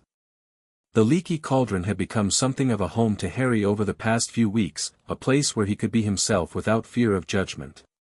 Ready as I'll ever be, Harry replied, forcing a smile. I've got my trunk, my wand, my school supplies. I think that's everything. Tom chuckled. You sound like you're going to war, not school. Harry's smile flickered. If only Tom knew how close to the truth he was. Just nervous, I suppose. It's a big change. Change is good, Harry, Tom said sagely. It means you're growing. And you've grown a lot since you first arrived here.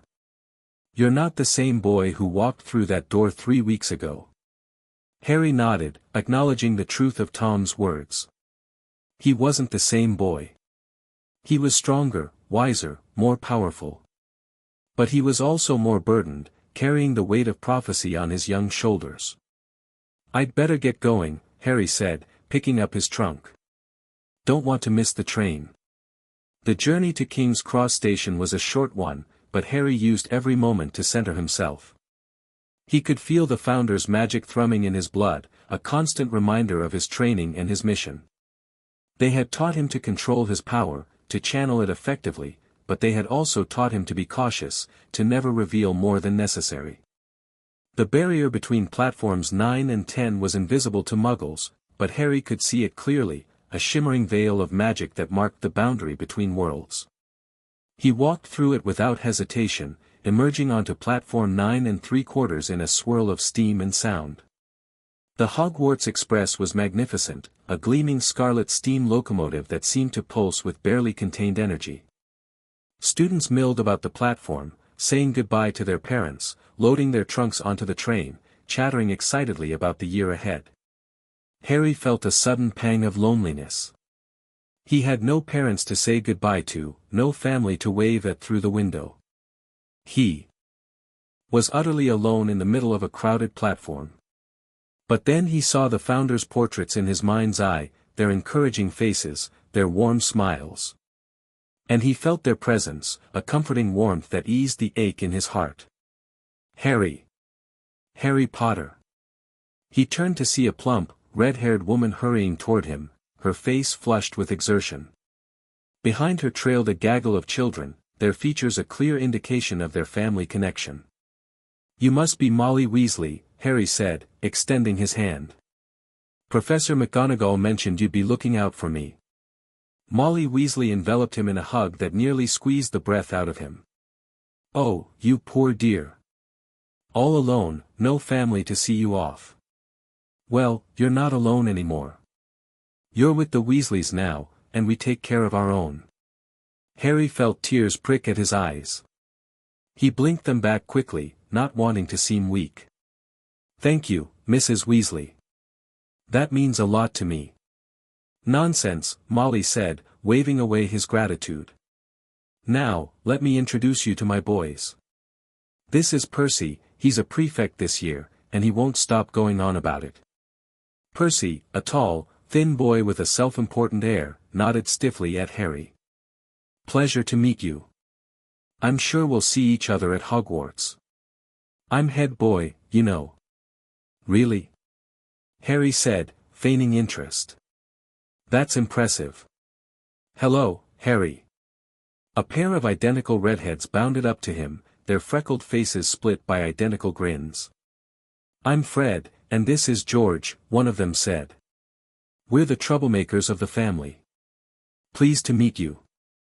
I'm sure I'll be hearing about you, Harry said, unable to suppress a smile. Dumbledore mentioned you in his letter. Fred and George exchanged glances, their grins widening. Did he now?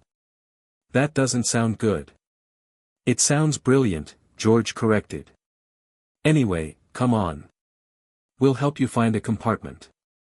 Ron's already on the train, but he'll be too busy eating to talk to you. The compartment Harry found himself in was comfortable enough, with plush seats and a window that looked out onto the passing countryside. Ron Weasley was indeed there, his face buried in a sandwich that seemed to have been constructed from every available food group. "Lo, Harry," Ron mumbled through a mouthful of bread. "Want some?" Harry accepted a sandwich, more out of politeness than hunger. "Thanks." "So, what's Hogwarts like?" "I've read about it, but I'd like to hear from someone who's actually been there." Ron swallowed, his eyes lighting up. "It's brilliant, Harry. Absolutely brilliant. The castle's huge, with moving staircases and secret passages everywhere. The food's amazing, and the teachers are mostly great. There's Quidditch, and dueling, and all sorts of things to do." "Quidditch?" Harry asked, feigning ignorance. "What's that?" Ron's eyes went wide with horror. "You've never heard of Quidditch?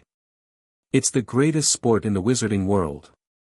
There are 4 balls, and the goal is to catch the golden snitch before the other team catches it. It's fast and dangerous and brilliant." Harry smiled, listening to Ron's enthusiastic explanation.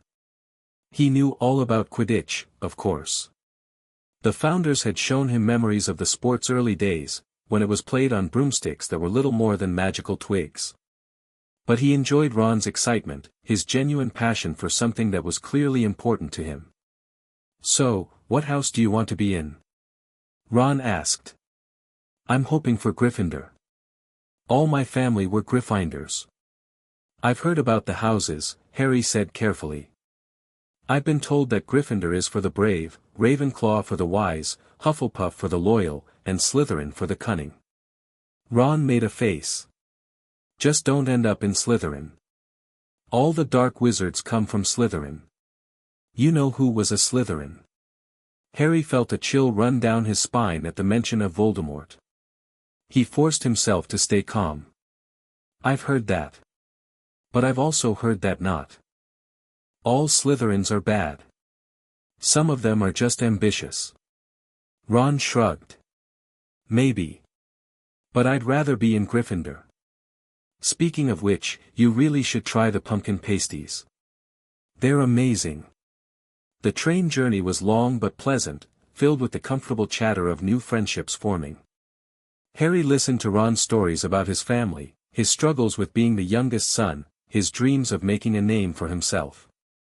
He shared some of his own story, carefully edited to remove any mention of the founders. "Your parents were wizards, right?" Ron asked, his voice turning serious. "My mum told me they were killed by you-know-who. That's how you got your scar." Harry touched his forehead. "Yes. I don't remember it, though. I was just a baby." Ron nodded, his expression sympathetic. "That must be hard. Not knowing them, I mean." "It is," Harry admitted. "But I know they loved me. And that's what matters." Ron smiled. "You're a good bloke, Harry. I can tell. We're going to be great friends, you and me. I can feel it." Harry felt a warmth spread through his chest. Ron was different from anyone he'd ever met. He was open and honest, without any of the cruelty or cunning that Harry had come to expect from the Dursleys. "I'd like that," Harry said. "I'd like that a lot." The sun was beginning to set by the time the train reached Hogsmeade Station. Harry stepped off the train, his trunk floating behind him thanks to a levitation charm he'd cast discreetly, and looked up at the castle that dominated the horizon. Hogwarts was magnificent, more beautiful than any image the founders had shown him. Its towers and turrets rose against the darkening sky, their windows glowing with warm light. The castle seemed to pulse with magic, a living entity that welcomed him home. First years over here." A massive figure loomed out of the darkness, his face half hidden by a wild tangle of beard and hair. Harry recognized him immediately from the Founders' Memories, Hagrid, the gamekeeper of Hogwarts, a half-giant with a heart as big as his frame. "Come on, follow me. We've got to get you across the lake." Harry joined the crowd of first years, feeling a thrill of excitement as they made their way down to the shore. A fleet of small boats waited for them, each one magically lit and ready to carry them across the dark water. The journey across the lake was magical in every sense of the word. Harry watched the castle grow larger and more magnificent with every stroke of the oars, its reflection shimmering on the water's surface. The Founders' magic sang in his blood, a welcoming chorus that recognized him as one of their own. When they reached the other side, Harry climbed out of the boat and followed the other first years up a set of stone steps. The great oak doors swung open before them, revealing a vast entrance hall lit by torches and lined with portraits of witches and wizards. "Welcome to Hogwarts," Hagrid boomed. "You'll find your way from here.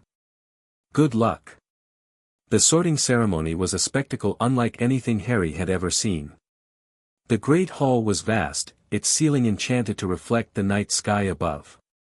Thousands of candles floated in midair, casting dancing shadows across the 4 long tables where the older students sat watching. Harry's heart was pounding as Professor McGonagall called out names, each one followed by a student walking up to the stool, sitting down, and having the sorting hat placed on their head. The hat's ancient voice would ring out, announcing the chosen house, and the table in question would erupt in cheers. "Granger, Hermione." Hermione walked up to the stool with trembling steps, her face pale with nervousness. The hat barely touched her head before it shouted, "Gryffindor." Harry clapped along with the others, pleased to see his new friend sorted into the same house as Ron. "Potter, Harry." A hush fell over the great hall. Harry felt the weight of every eye in the room on him as he walked up to the stool. He sat down, and the hat was lowered onto his head. "Ah," a soft voice whispered in his ear. "I remember you, Harry Potter. Or rather, I remember what you carry. 4 distinct magical signatures, intertwined with your own. This is unprecedented." Harry felt a flicker of alarm. "Just sort me," he thought. "Please." "Oh, but this is so interesting," the hat murmured. "You have the courage of Gryffindor, the wisdom of Ravenclaw, the loyalty of Hufflepuff, and the cunning of Slytherin. All 4 in perfect balance. You could go anywhere. You could be anything." "I know what I want to be," Harry thought firmly. "I want to be the person who saves the wizarding world. Whatever house helps me do that, that's where I belong." The hat was silent for a long moment. Then, to Harry's surprise, it chuckled. "You are the most remarkable student I have ever sorted, Harry Potter. But I know where you truly belong. Better be Gryffindor." Harry pulled off the hat and walked to the Gryffindor table, his heart soaring. Ron was beaming, Hermione was clapping, and the whole table was cheering for him. He had done it. He had taken the first step on his journey. The feast that followed was magnificent, the finest food Harry had ever eaten. He talked with Ron and Hermione, getting to know them better, sharing stories and laughter. He met some of the older Gryffindors, including Percy, Fred, and George, who welcomed him warmly into the fold. But as the night wore on, Harry found his attention drifting to the head table, where Professor Dumbledore sat surveying the room. The headmaster's eyes seemed to find Harry across the hall, and for a moment, they held each other's gaze. Dumbledore smiled, a knowing expression that made Harry's stomach flutter. The headmaster knew something. Exactly what, Harry couldn't tell, but he knew that Dumbledore would be watching him closely. After the feast, the prefects led the first years to the Gryffindor common room. The portrait of a large, fat lady guarded the entrance, demanding the password before she would allow them entry. "Caput Draconis," Percy announced, and the portrait swung forward to reveal the common room. It was warm and welcoming, with deep armchairs and a crackling fire. Harry sank into one of the chairs, feeling the exhaustion of the day finally catching up with him. Long day, Ron said, collapsing into the chair beside him. But totally worth it. Hermione nodded, yawning. I can't wait to see the library. I've heard it's the largest in the wizarding world. Of course that's what you're excited about, Ron said, grinning. Well, I'm going to bed. Night, Harry. Night, Hermione. They headed up to their dormitories, and Harry found himself in a room with Ron and 3 other boys, Neville Longbottom, Dean Thomas, and Seamus Finnegan. They exchanged introductions and pleasantries, but Harry was too tired to engage in any serious conversation. He climbed into his bed, the 4-poster soft and warm around him. As he drifted off to sleep, he felt the Founder's magic settle around him like a blanket, warm and protective. Good night, Harry, Helga's voice whispered in his ear. We'll be watching over you. Harry smiled, then let himself drift into a deep and dreamless sleep. End of Chapter 5. Chapter 6, The Legacy of Gryffindor. The first month at Hogwarts passed in a blur of new experiences and rapid adjustment. Harry found himself immersed in a world so different from the cupboard under the stairs that it sometimes felt like a fever dream from which he might awaken at any moment. But the magic was real, the friendships were real, and the weight of prophecy pressing down on his shoulders was undeniably real. Each morning, Harry woke in his 4-poster bed in the Gryffindor dormitory, the scarlet hangings a constant reminder of the house he'd been sorted into. The other boys in his dormitory, Ron, Neville, Dean, and Seamus, were a constant source of noise and chaos, their antics filling the room with laughter and occasional frustration. Harry found himself enjoying the camaraderie, the simple pleasure of having friends his own age who didn't look at him with fear or suspicion. But the training with the Founders had changed him in fundamental ways that he couldn't ignore.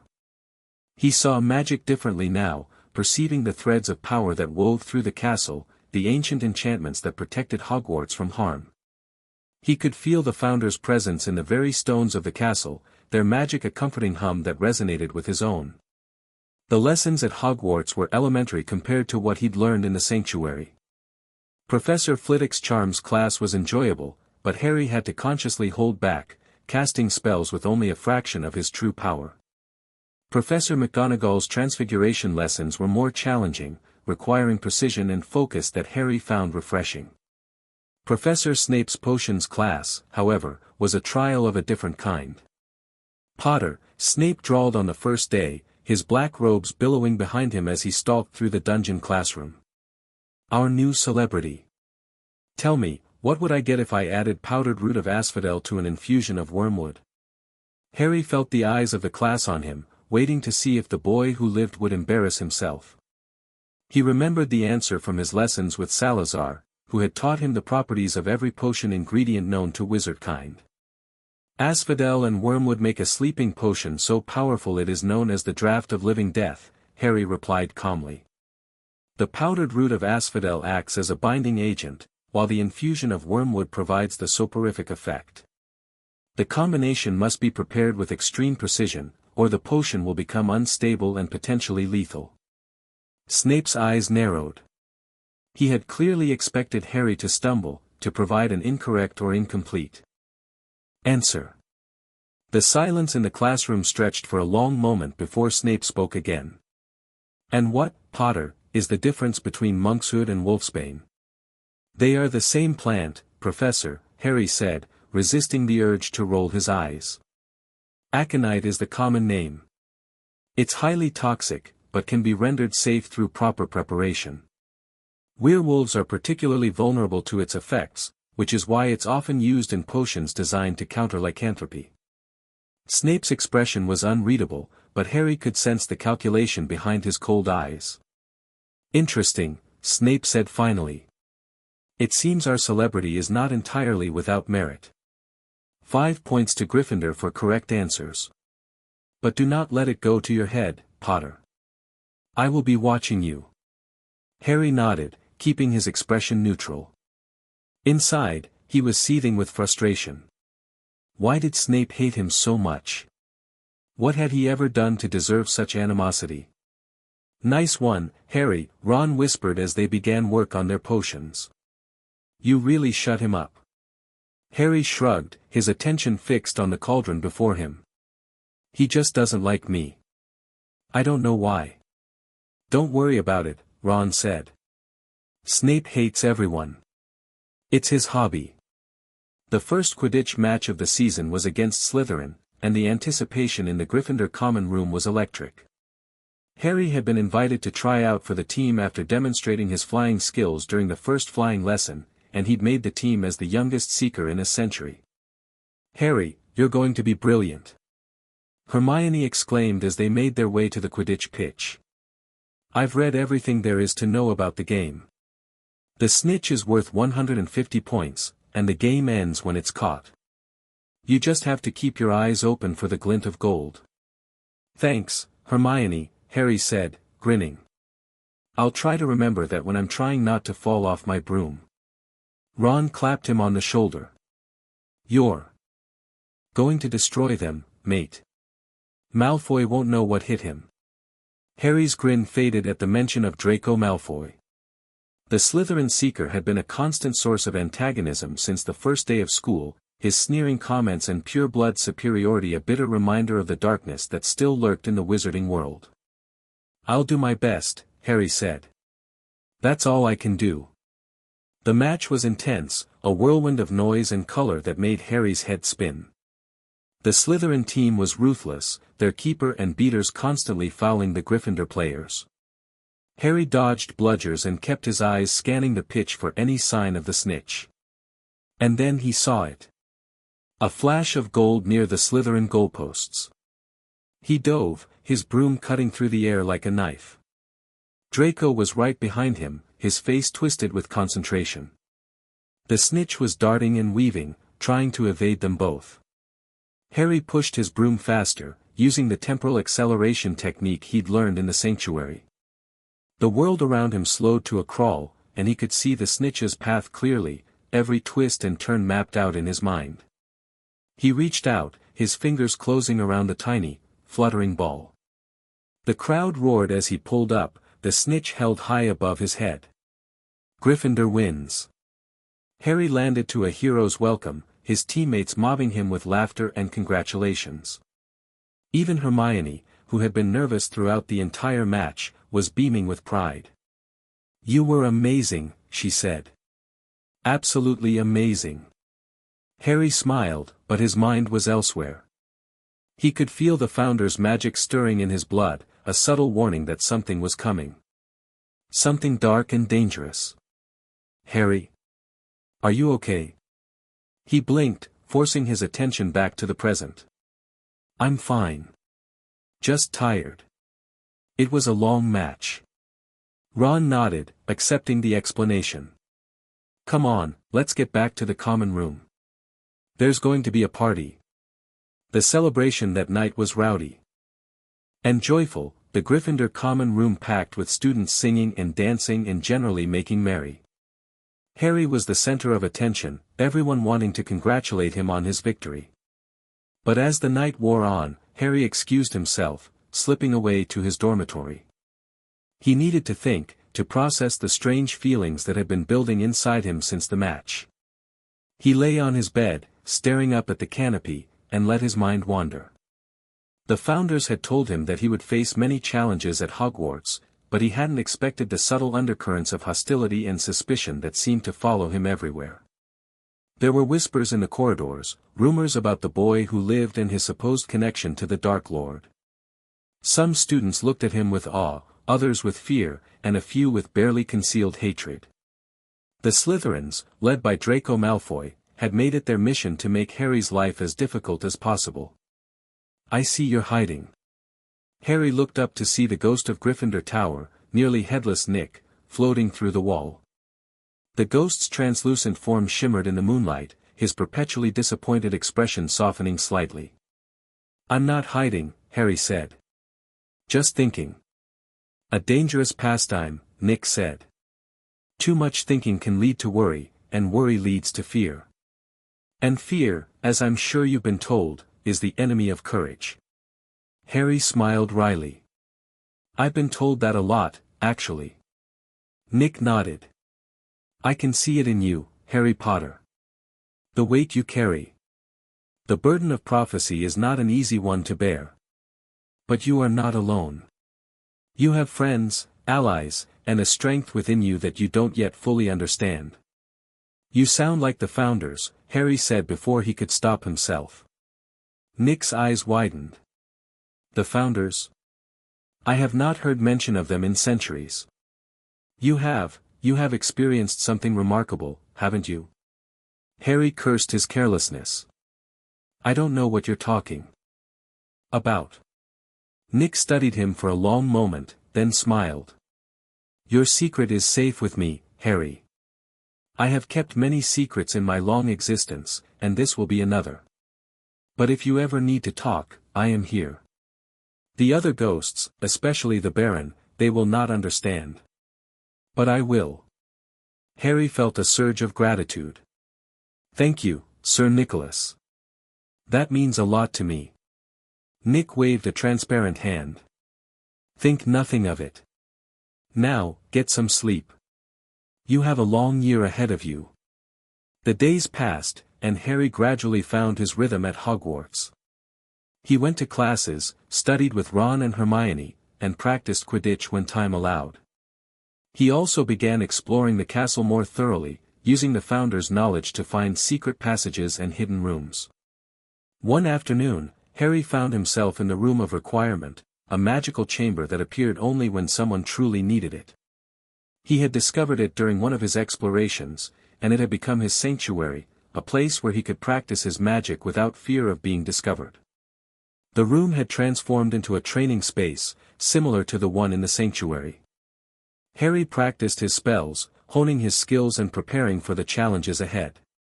He was getting stronger, more proficient, his magic flowing through him with an ease that would have been impossible just a few months ago. Harry. He whirled around, his wand raised. Hermione stood in the doorway, her expression a mix of curiosity and concern. What are you doing in here? She asked. And how did you find this place? Harry relaxed, lowering his wand. I was just practicing. This room appears when you need it. I found it by accident. Hermione walked into the room, her eyes wide with wonder. It's incredible. The magic in here is. I've never felt anything like it. It's like the castle itself is alive. Harry nodded. It is, in a way. The Founders' magic permeates everything. It's part of the castle's soul. Hermione looked at him sharply. How do you know so much about the Founders? You've only been here a few weeks. Harry hesitated, then made a decision. He trusted Hermione, more than he trusted anyone else at Hogwarts. She was brilliant and loyal, and she deserved to know the truth. Can you keep a secret? He asked. Hermione's eyes widened. Of course. What is it? Harry took a deep breath, then told her everything. The Dursleys, the cupboard, the starvation, the Founders' intervention, the training, the prophecy. All of it. Hermione listened in stunned silence, her face growing paler with every revelation.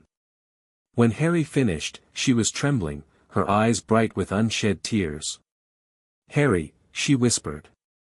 That's incredible. And horrible. And amazing. I don't know what to say. I needed you to know, Harry said. I couldn't keep it to myself any longer. You're my friend, Hermione. My best friend. You deserve the truth. Hermione threw her arms around him, hugging him tightly. I'm so sorry, she said. For everything you've been through. But I'm here now. And I'll help you, whatever it takes. Harry hugged her back, feeling the warmth of her friendship filling the void that the Dursleys had left behind. Thank you, Hermione. That means more than you know.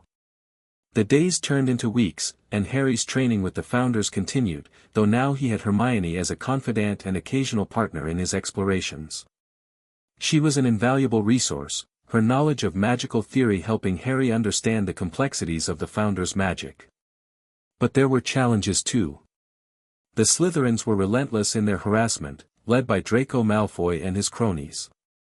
They taunted Harry about his parentage, his scar, his supposed connection to the Dark Lord. Harry endured it with as much grace as he could muster, but the constant barrage of insults wore on him. "Ignore them," Ron said one evening, noticing Harry's troubled expression. "They're just jealous." "Of what?" Harry asked. "Of being an orphan with a target on his back." Ron smiled sympathetically. "No. Of being you. They wish they had your courage, your skill, your heart. But they don't, and they'll never understand what it means to have those things." Harry felt a warmth spread through his chest. "Thanks, Ron. You're a good friend." Ron shrugged, trying to look casual. "What else are friends for?" The first real test of Harry's training came at Halloween. He had been making his way to the Halloween feast when he heard Hermione's sobs from the girls' bathroom. He found her there, huddled against the wall, crying her eyes out. "What happened?" Harry asked, his heart aching at the sight of her distress. Hermione looked up, her face blotchy from tears. Ron said, "He was just joking, but, he said no one would want to be friends with a bossy know-it-all." "He was just joking, I know he was, but..." Harry sat down beside her, his voice gentle. "Ron can be a real git sometimes. But he didn't mean it. You're his friend, Hermione. You're my friend. And we want you around." Hermione sniffled, wiping her eyes. "Really?" "Really," Harry confirmed. "Now, come on. We've got a feast to get to. And I'm sure Ron will apologize if you give him the chance." Hermione nodded, allowing Harry to help her up. As they walked toward the Great Hall, Harry heard something that made his blood run cold. A crash, followed by a high-pitched scream. "What was that?" Hermione asked, her voice shaking. Harry's senses were on high alert. "Stay behind me." They rounded the corner and came face to face with a troll. A mountain troll, 10 feet tall, its huge body covered in warty gray skin. It had a club in its hand, and its piggy little eyes were fixed on them with murderous intent. "Run!" Harry shouted, pushing Hermione back. But there was nowhere to run. The troll blocked their path, and the corridor behind them was a dead end. Harry's training kicked in. He remembered Godric's lessons, the importance of staying calm under pressure. He remembered Salazar's teachings, the value of cunning and misdirection. "Distracted," he said to Hermione. "I'll try to get its club." Hermione nodded, her face pale but determined. She cast a spell, a flash of light that caught the troll's attention. While it was distracted, Harry dove forward, sliding between the troll's legs and coming up behind it. He raised his wand, channeling his magic into a spell that the Founders had taught him. Confundus. The spell hit the troll square in the back, and it stumbled, roaring in confusion. Harry used the moment of distraction to grab the club, wrestling it away from the creature's massive grip. "Harry!" Hermione shouted. "Behind you!" Harry spun, just in time to see the troll lunging at him. He raised the club and swung, hitting the troll on the head with a sickening crunch. The creature went down, unconscious. Harry stood over the fallen troll, his heart pounding, his hands shaking. He couldn't believe what he'd just done. He'd fought a mountain troll and won. "Harry Potter," a voice said from behind him. Harry turned to see Professor McGonagall, flanked by Professors Snape and Dumbledore. The three teachers stood in the doorway, their expressions ranging from astonishment to approval. "I think we have some explaining to do," Harry said weakly. The aftermath of the troll incident was surprisingly mild. Harry and Hermione were given detention for being out of bounds, but the headmaster had praised them for their quick thinking and bravery. "That was incredible, Harry," Ron said later, his face flushed with excitement. "I can't believe you took on a troll by yourself." "It was nothing," Harry said, trying to downplay the event.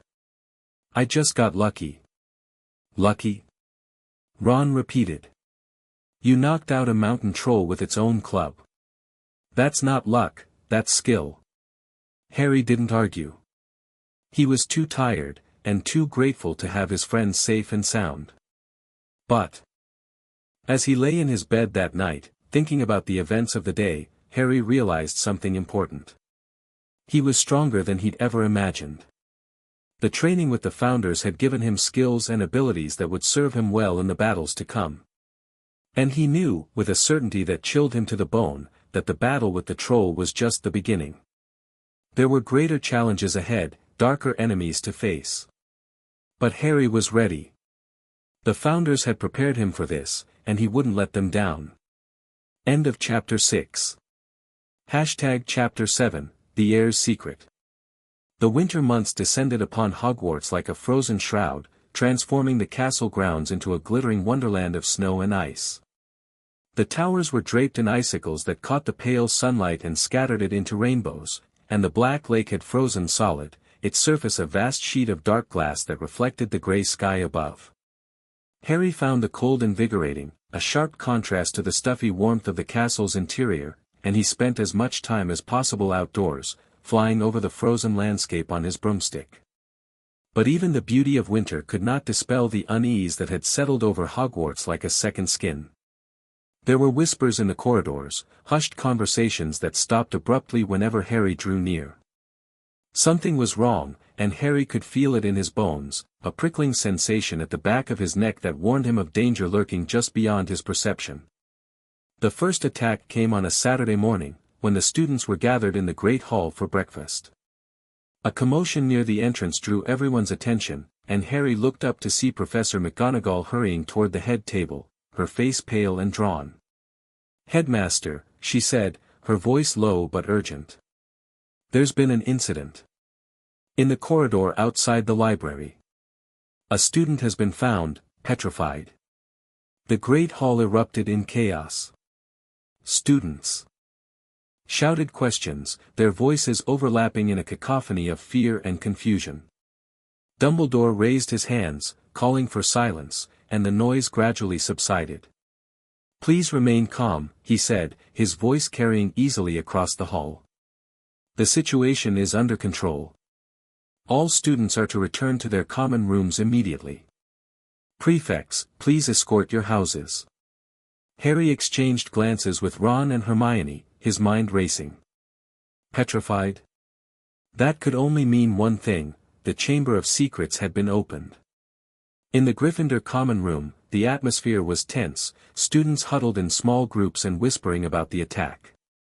Harry, Ron, and Hermione had claimed a corner near the fire, their voices low and urgent. "Petrified," Hermione repeated, her brow furrowed. "That suggests a creature capable of causing paralysis. A basilisk, perhaps, or a gorgon. But both of those would require direct eye contact, and the victim would be dead, not petrified." "Unless they saw it indirectly," Harry said, his mind working through the possibilities. "Through a reflection, or a ghost, or something else that diffused the gaze." Ron looked between them, his expression a mix of confusion and fear. "How do you know all this? A basilisk? I thought those were just legends." Hermione shook her head. "They're real, Ron. Extremely rare, but real. And there's a legend about Hogwarts having one. The Chamber of Secrets, supposedly built by Salazar Slytherin himself." Harry felt a chill run down his spine. Salazar. The founder of Slytherin, the one who had taught him the subtle arts of magic. Was it possible that his legacy was being used for evil? "I need to find out more," Harry said, rising abruptly. "I need to go to the library." "Harry, it's almost curfew," Hermione protested. "And the library's closed." "I know," Harry said grimly. "That's why I need to go." The restricted section of the library was dark and silent, the only light coming from the moon through the high windows and the faint glow of Harry's wand. He moved through the stacks with practiced ease, his senses alert for any sign of danger. He had come here hoping to find information about the Chamber of Secrets, about the basilisk, about anything that might explain what was happening. But the books he'd found so far had been frustratingly vague, their references to the chamber nothing more than legends and rumors. You will not find what you seek there. Harry spun around, his wand raised. A figure stood in the shadows, tall and imposing, its features hidden in the darkness. Who's there? Harry demanded. The figure stepped forward, and Harry gasped. It was a ghost, but not one he recognized. This ghost was clad in silver-green robes, its face pale and gaunt, its eyes burning with ancient power. I am the ghost of Salazar Slytherin, the figure said. Or rather, a projection of his consciousness, left here to guard the chamber's secrets. Harry's heart hammered in his chest. You're a trap. The ghost smiled, a cold expression that sent shivers down Harry's spine. No, boy. I am a test. The founders knew that one day, the chamber would be opened, and they needed to ensure that only the worthy could access its power. Are you worthy, Harry Potter? What do you want from me? Harry asked, his voice steady despite his fear. The ghost gestured, and a section of the bookshelf slid aside, revealing a hidden passage. The chamber lies below. The basilisk is stirring, corrupted by dark magic. It must be purified, or it will destroy everything Salazar built. You are the only one who can do it. Why me? Harry asked, though he already suspected the answer. Because you speak the language of the serpents, the ghost replied. You are the heir of Slytherin, the last of the ancient bloodline. Only you can command the basilisk's obedience, and only you can cleanse the corruption that has tainted it. Harry stared at the ghost, his mind reeling. He was the heir of Slytherin. But he was a Gryffindor, the sworn enemy of everything Salazar had stood for. How could he possibly be the heir? I don't understand, Harry said. I'm not a Slytherin. The ghost laughed, a hollow sound that echoed through the library. You are more than a house, Harry Potter. You are the union of all four founders' bloodlines. Salazar's blood runs in your veins just as strongly as Godric's, Rowena's, and Helga's. That is why you were chosen. That is why you have the power to save the school. Harry felt the weight of the ghost's words pressing down on him. He had always known that his connection to the founders was special, but he had never imagined it was this profound. What do I have to do? He asked finally. The ghost gestured toward the passage. Descend into the chamber. Face the basilisk.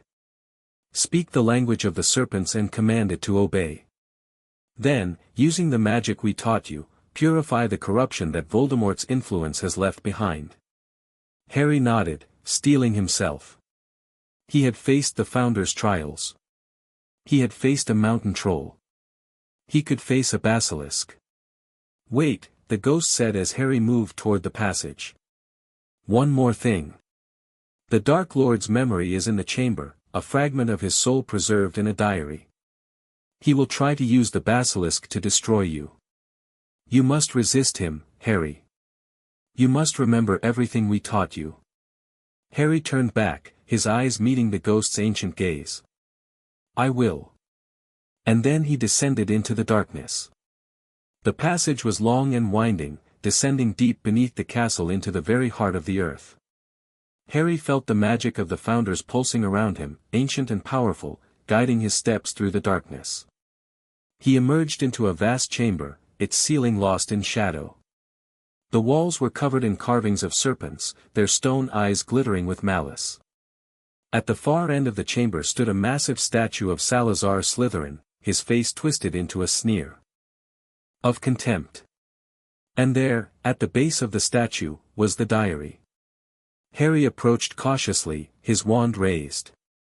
The diary was old, its leather cover cracked with age, its pages yellowed and stained.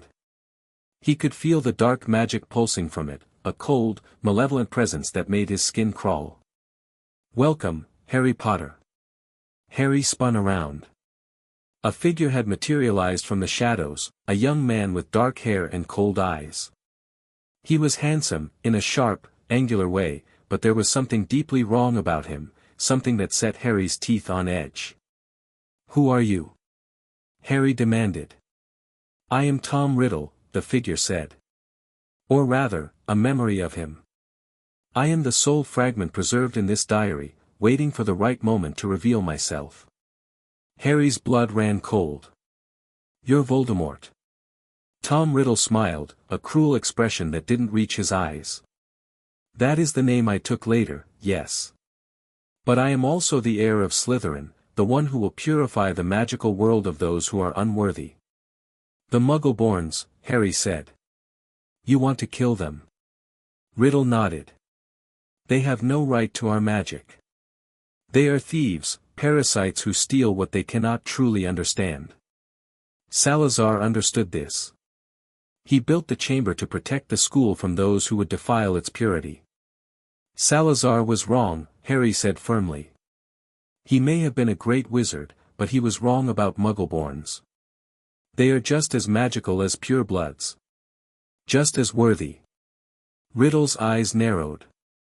"You speak of Salazar as if you knew him." Harry smiled grimly. "I did. He taught me. All of the founders taught me. And they taught me that blood is not what makes a wizard great. It's the choices we make, the courage we show, the love we give." Riddle laughed, a cold, contemptuous sound. "You are a fool, Harry Potter. Love is weakness. Friendship is weakness. And you have just sealed your fate." He raised his hand, and the basilisk emerged from behind the statue. It was massive, its body thick as an ancient oak, its scales glittering like emeralds. Its eyes were yellow and slit-pupiled, burning with a malevolent intelligence. "Kill him," Riddle commanded. The basilisk lunged. Harry dove aside, rolling across the stone floor. He raised his wand, channeling his magic into a defensive spell, but the basilisk's speed was incredible, its movements fluid and deadly. "You cannot defeat me, boy," Riddle taunted. "The basilisk is my servant. It will obey my every command." Harry scrambled to his feet, his mind racing. He remembered Salazar's lessons, the ancient words of power that could command the serpents. He opened his mouth and spoke, his voice resonating with ancient magic. "Ouroboros," he hissed in Parseltongue. "I am the heir of Slytherin. I command you to stop." The basilisk froze. Its massive head turned toward Harry, its yellow eyes meeting his. Harry felt the connection between them, the ancient bond that linked all serpents to the bloodline of Slytherin. "I am not your enemy," Harry hissed. "I am your master. I have come to set you free from the corruption that binds you." Riddle's face contorted with fury. "No. It's not possible. I am the heir of Slytherin. I am the one who commands." "You are a lie," Harry said, turning to face him. "You are a fragment of a dark wizard, clinging to existence through evil magic. You are not the heir of Slytherin. You are the heir of nothing." Riddle screamed, a sound of pure rage. He raised his wand, casting a spell that would have killed Harry instantly. But Harry was ready. He raised his wand, blocking the spell with a shield of pure light. Then, with a flick of his wrist, he sent a wave of purifying magic toward the basilisk, cleansing it of the dark influence that had tainted it. The basilisk roared, its body convulsing. The corruption fell away, leaving behind a creature that was no longer a monster but a guardian, ancient and wise. "Thank you, Master," the basilisk hissed. "You have freed me." Harry nodded, his heart pounding. "Now go. Return to the depths of the chamber. Guard it, as you were meant to. And never harm another innocent soul." The basilisk bowed its head and slithered away, disappearing into the shadows. Harry turned back to Riddle, who was staring at him in disbelief. "How?" Riddle demanded. "How did you do that?" "I learned from the best," Harry said. "And now, Tom Riddle, it's time for you to go." He raised his wand, channeling the Founder's magic into a spell that would destroy the diary and the soul fragment within it. Riddle screamed as the magic washed over him, his form dissolving into nothingness. The diary crumbled to dust, and the chamber fell silent. Harry emerged from the passage to find Hermione and Ron waiting for him, their faces pale with fear. "Harry!"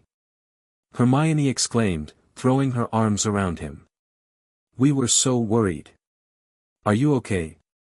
"I'm fine," Harry said, though his legs were shaking.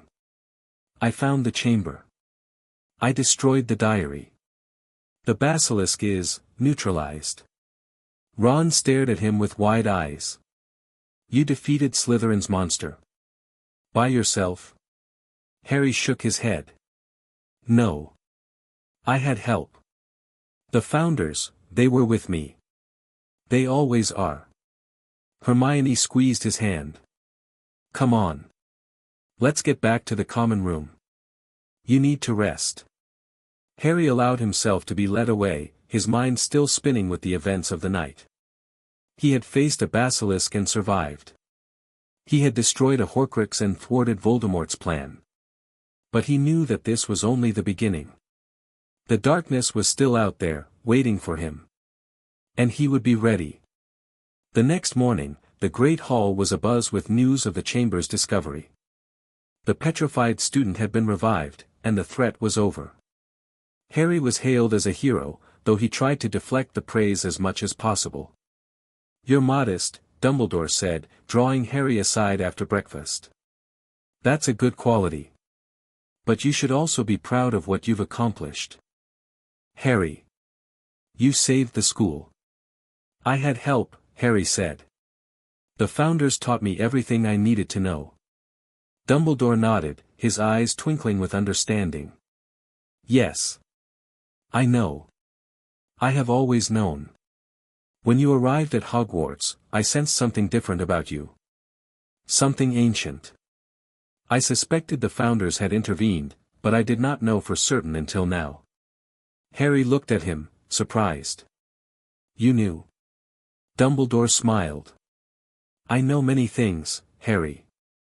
I knew your parents, I knew the prophecy, and I know the darkness that is coming. But I also know that you are prepared for it.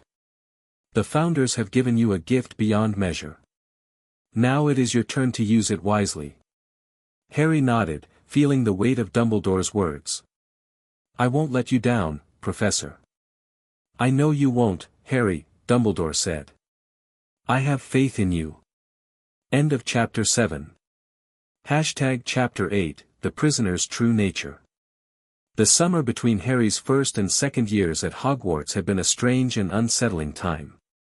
He had returned to the Dursleys, as was expected of him, but the experience had been markedly different from all the years that had come before. The Founders' training had given him not only magical power but also a quiet confidence that the Dursleys could not shake, no matter how hard they tried. Uncle Vernon's blustering threats had bounced off Harry like water off a duck's back, and Aunt Petunia's cold silences had lost their power to wound. Even Dudley, with his gang of thugs, had found himself unable to intimidate the boy who had faced a basilisk and won. But Harry had been counting the days until he could return to Hogwarts, to the castle that had become his true home. The Founders' presence was weaker in the Muggle world, their magic a distant echo that left Harry feeling hollow and alone. He missed the warmth of the Gryffindor common room, the chaos of the Great Hall, the comfort of his friends' company. And now, finally, he was back. The Hogwarts Express steamed through the English countryside, its whistle a familiar sound that made Harry's heart sing. He sat in a compartment with Ron and Hermione, the three of them catching up on the events of the summer. "Honestly, Harry, you should have seen the look on Malfoy's face when he heard about the basilisk," Ron said, grinning. "I thought he was going to cry." "I doubt he was that upset," Hermione said dryly. "His father probably told him to be glad that the chamber was closed." Harry smiled, but his mind was elsewhere.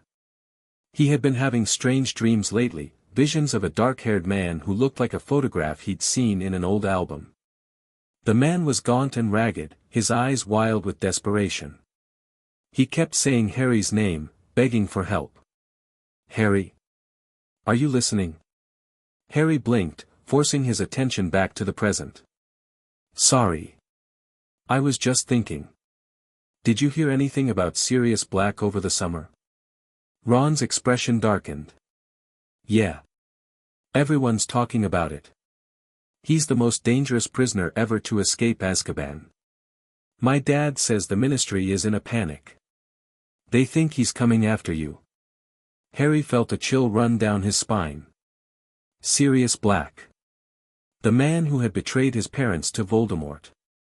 The man who was supposed to be serving a life sentence in Azkaban for their murder.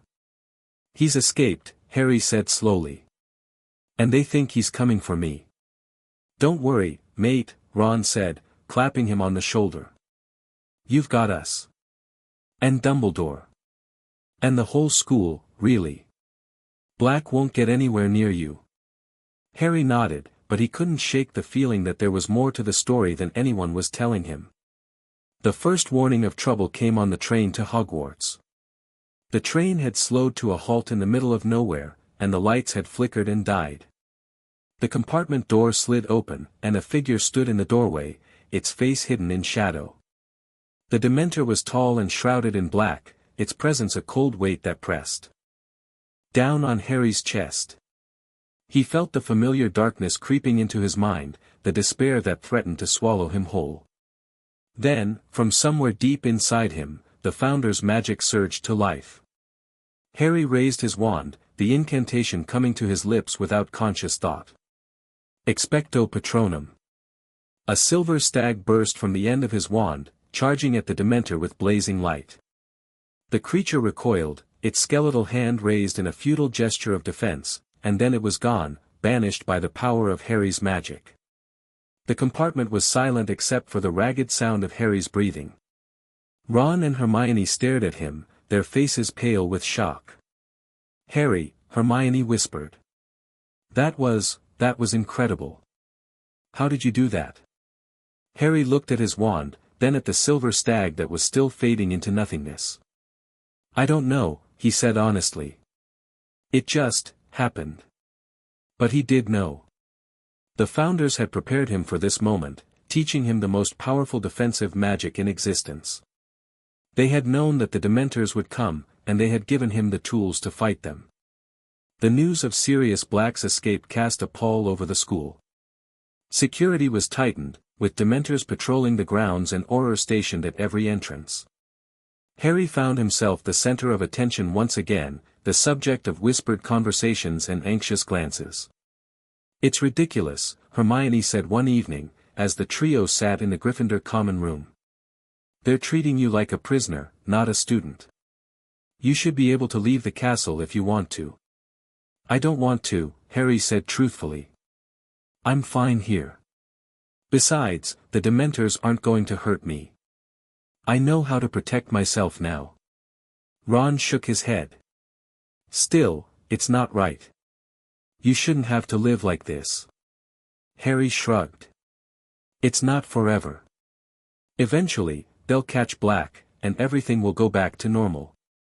But even as he said it, Harry knew that things would never be normal again.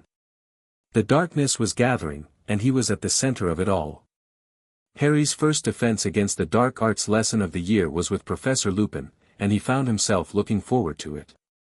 There was something different about Lupin, something that set him apart from the other teachers. He was quiet and thoughtful, with sad eyes that seemed to hold a world of secrets. Today, we're going to learn about Boggats, Lupin announced. Boggats are shapeshifters that take the form of your greatest fear. The key to defeating them is laughter. The spell is ridiculous. He demonstrated the spell, and Harry watched with interest. The Boggart turned into a full moon, then a werewolf, then something that made Harry's blood run cold. It was the Dementor from the train, gliding toward him with terrifying speed. Harry raised his wand, his heart pounding. He remembered the Founders' teaching, their emphasis on courage and the power of positive emotion. Ridiculous, he shouted. The Dementor transformed into a clown, its face painted in garish colors, its hands juggling balls of fire. Harry couldn't help himself. He started to laugh, and the spell worked. Excellent, Harry, Lupin said, a smile on his face. You've mastered the spell perfectly. Harry nodded, but his mind was elsewhere. He had seen the boggart transform into a werewolf, and he had seen the fear in Lupin's eyes. There was something the professor was hiding, something that Harry was determined to uncover. The mystery of Sirius Black deepened when Harry found him in the corridor outside the Gryffindor common room. The fugitive was gaunt and ragged, his eyes wild with desperation. Harry, Black said, his voice rasping. Harry, you have to listen to me. I didn't do it. I didn't betray your parents. Harry's heart hammered in his chest. Then who did? Black's eyes flickered with something that might have been regret. Peter Pettigrew. He was the secret keeper. He sold your parents to Voldemort. I've been trying to find him, to make him pay. Peter Pettigrew? Harry repeated. But he's dead. Sirius Black killed him. Black shook his head. He faked his death. He's alive, Harry. Alive and hiding. And he's going to pay for what he did. Harry stared at Black, his mind racing. The Founders had taught him to trust his instincts, and his instincts told him that Black was telling the truth. But he needed proof. Come with me, Harry said. We'll go to Dumbledore. He'll believe you. Black hesitated, then nodded. All right.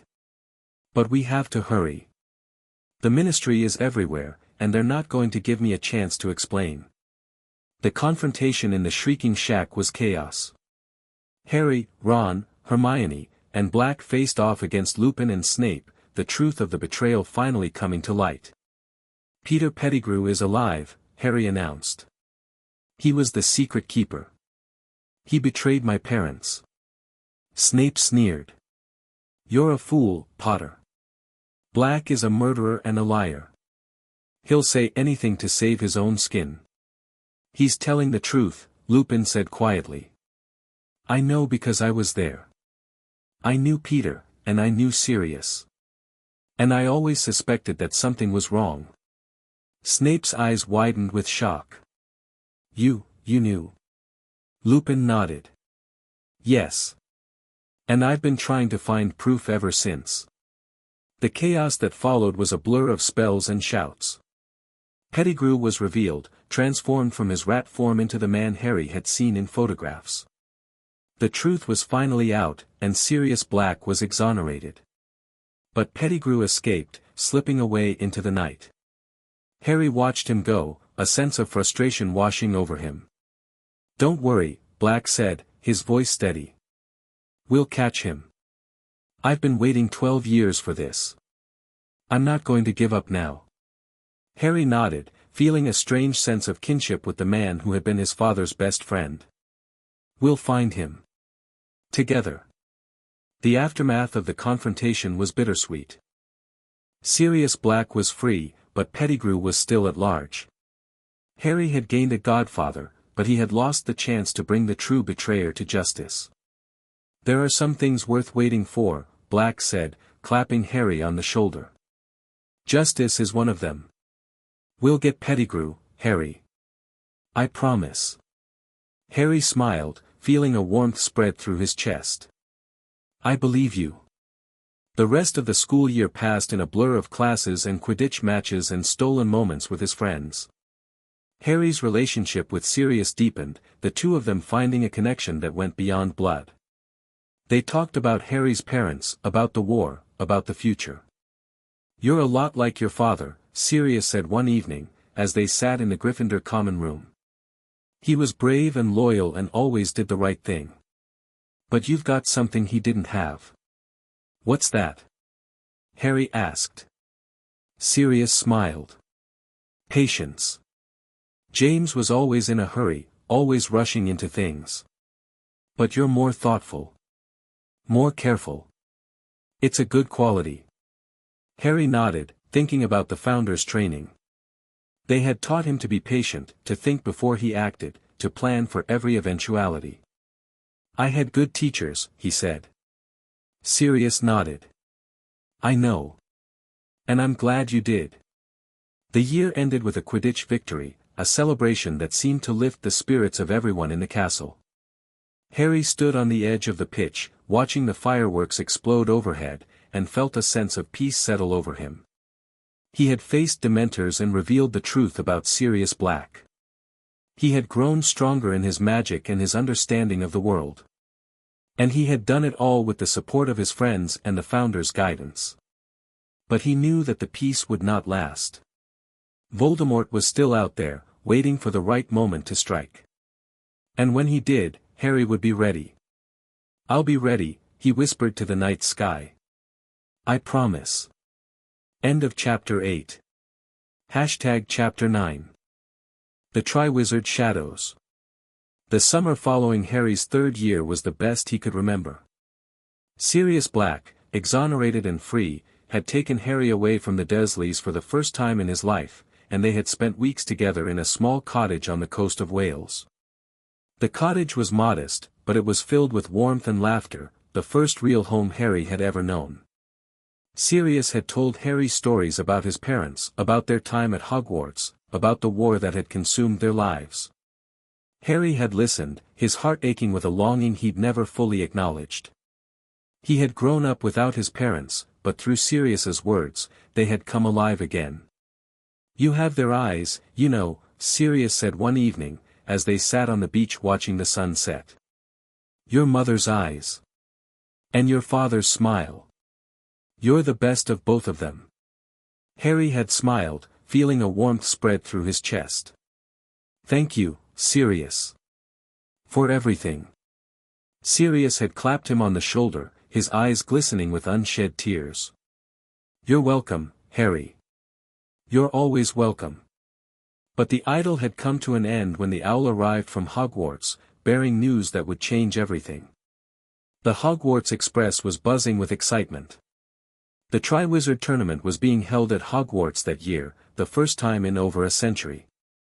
Students from Beauxbatons and Durmstrang would be arriving any day, and the competition promised to be the most thrilling event the school had ever seen. "I can't believe it," Ron said, his face flushed with excitement. "The Triwizard Tournament.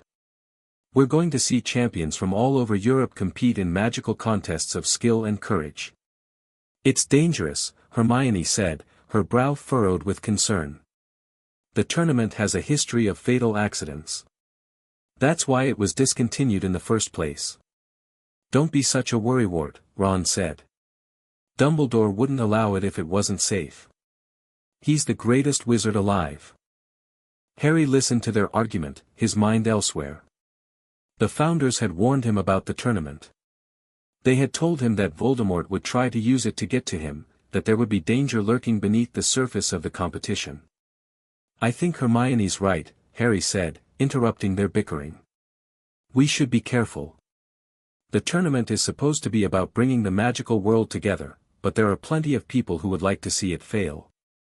Ron looked at him, surprised by his serious tone. "You're starting to sound like Hermione." "I'll take that as a compliment," Harry said, forcing a smile. The arrival of the Beauxbatons and Durmstrang delegations was a spectacle unlike anything Harry had ever seen. The Beauxbatons students flew in on a carriage pulled by winged horses, while the Durmstrang students arrived on a ship that emerged from the depths of the Black Lake. The great hall was filled with students from all three schools, their robes a riot of color and their voices a babble of different languages. Harry watched the Durmstrang students with particular interest. Their leader, Victor Krum, was a Quidditch legend, but it was the man who accompanied them that drew Harry's attention.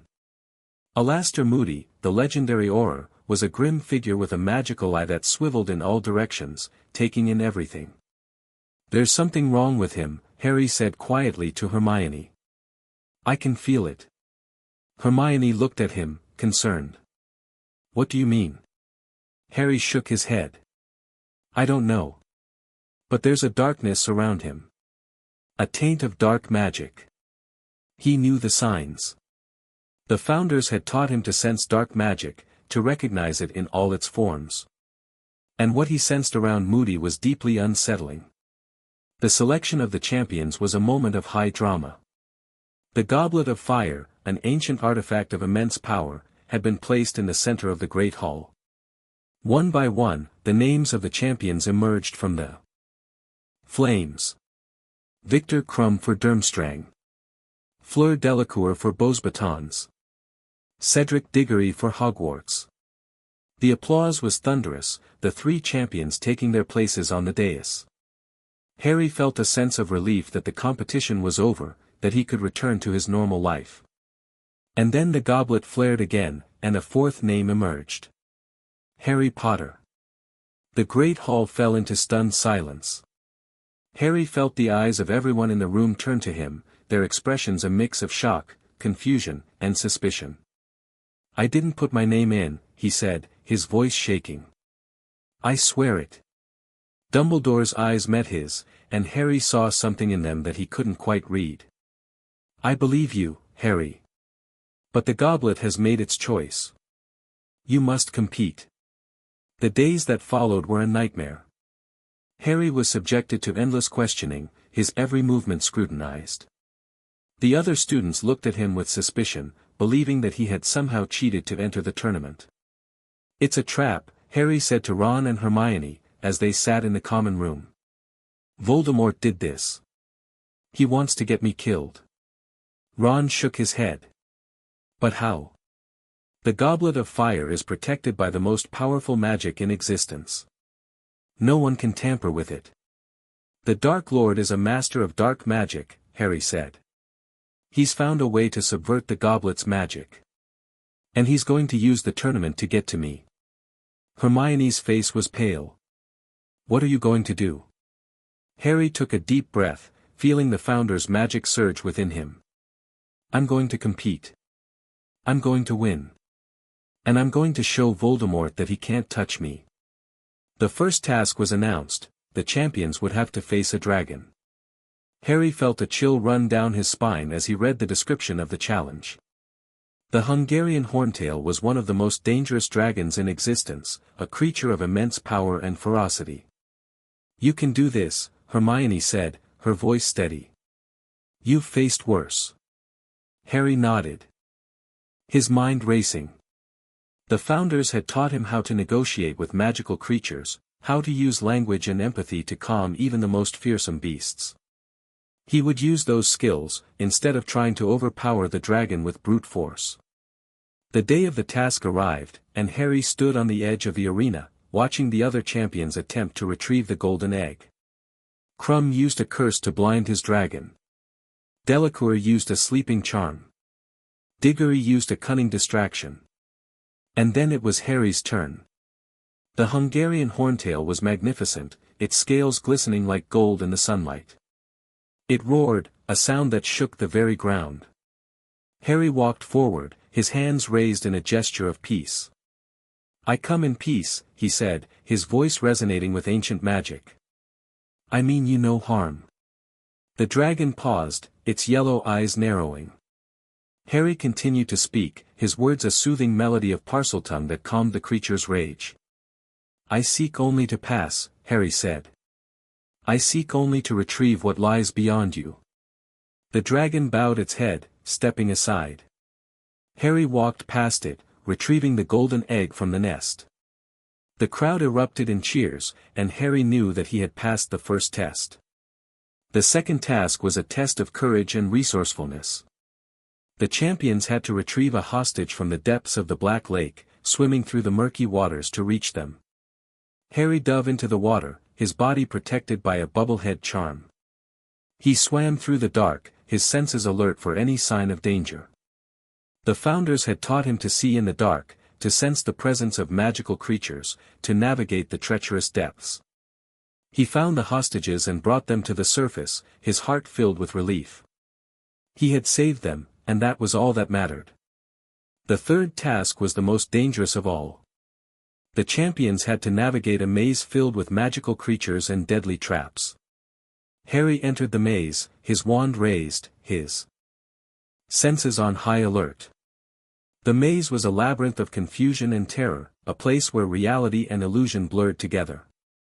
Harry used his temporal magic to slow his perception, to see the threads of possibility that led to safety.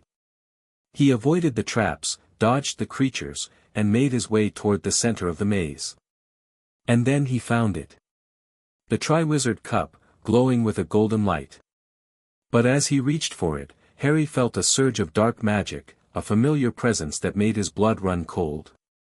Voldemort. He was here, in the maze, trying to take the cup for himself. Not this time, Harry muttered, grabbing the cup. The world dissolved around him, and Harry found himself in a graveyard. The cup had transported him, and Voldemort was waiting. The graveyard was dark and silent, the only sound the whisper of the wind through the tombstones. Harry stood facing his greatest enemy, his heart pounding, his wand raised. "Welcome, Harry Potter," Voldemort said, his voice a cold hiss. "I have been waiting for this moment for a long time." Harry said nothing. He remembered the Founder's lessons, the emphasis on calm and control. He would not let Voldemort see his fear. "You are no match for me," Voldemort continued, circling him like a predator. "You are a child, playing at being a wizard. I am the greatest Dark Lord in history." Harry raised his wand, his voice steady. "You're wrong. I've faced worse than you. I've faced Dementors and Basilisks and the darkest magic imaginable. And I've survived." Voldemort laughed, a cold, mocking sound. "You survived because of luck. Because of the protection your mother gave you. But that protection is gone now. You are vulnerable. And you will die." Harry smiled, a grim expression that surprised even himself. "Maybe I will die. But I'll take you with me." The duel began, a clash of magic that shook the graveyard to its foundations. Voldemort was powerful, his spells dark and deadly. But Harry was faster, more agile. His magic augmented by the Founder's training. They fought for what felt like hours, their spells lighting up the night sky. Harry used every trick he knew, every spell the Founders had taught him.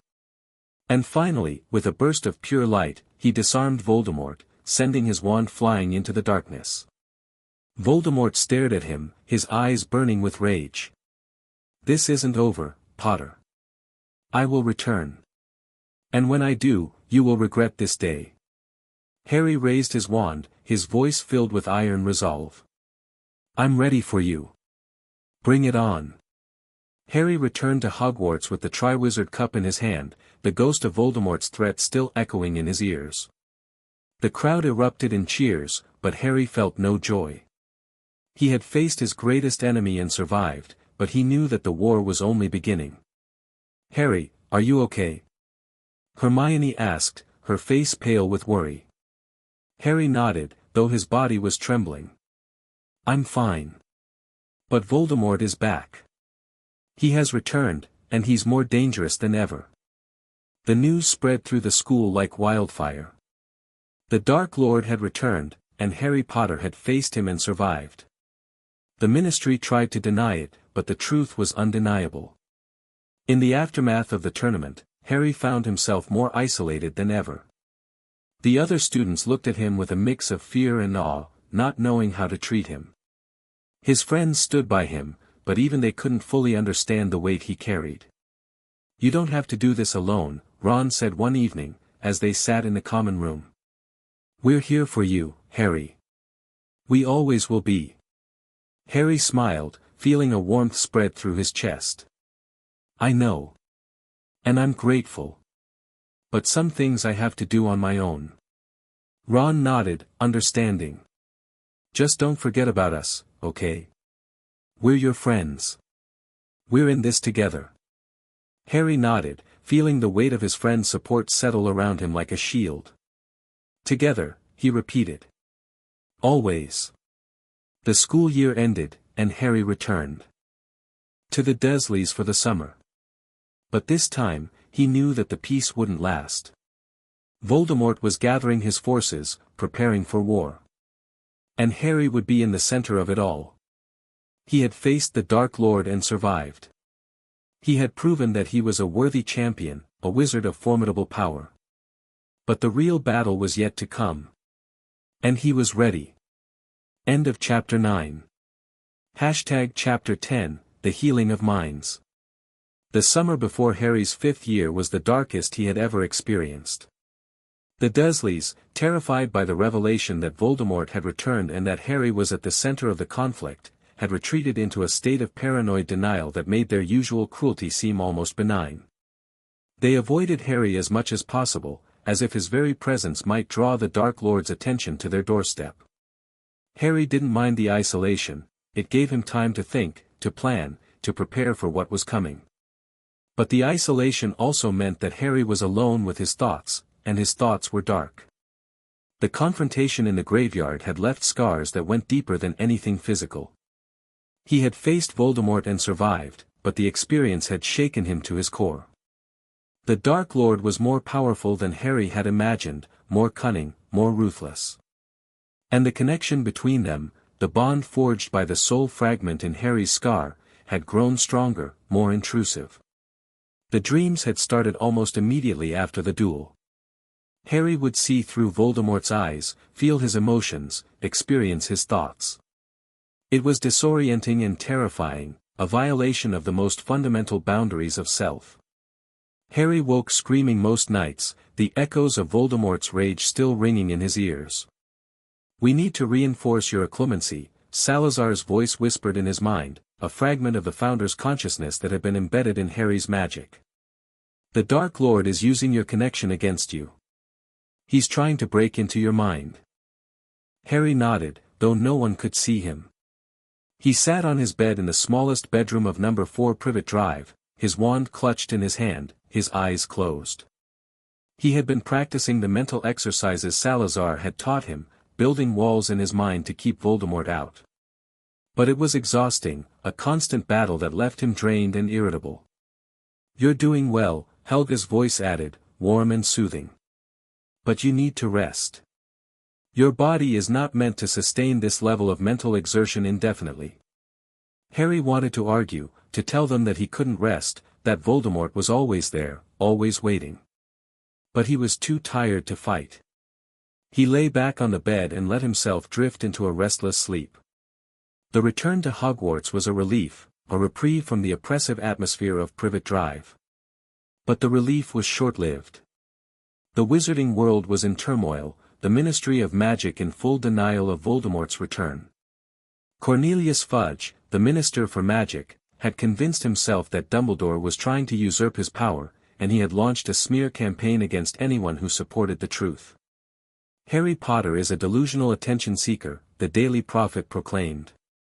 "His claims of you-know-who's return are nothing but a desperate cry for attention." Harry threw the newspaper across the room, his face flushed with anger. "They don't believe me. No one believes me." "I believe you," Hermione said firmly. "And Ron believes you. And Dumbledore believes you. That's what matters." Ron nodded, his expression grim. "The Ministry has always been a bunch of idiots.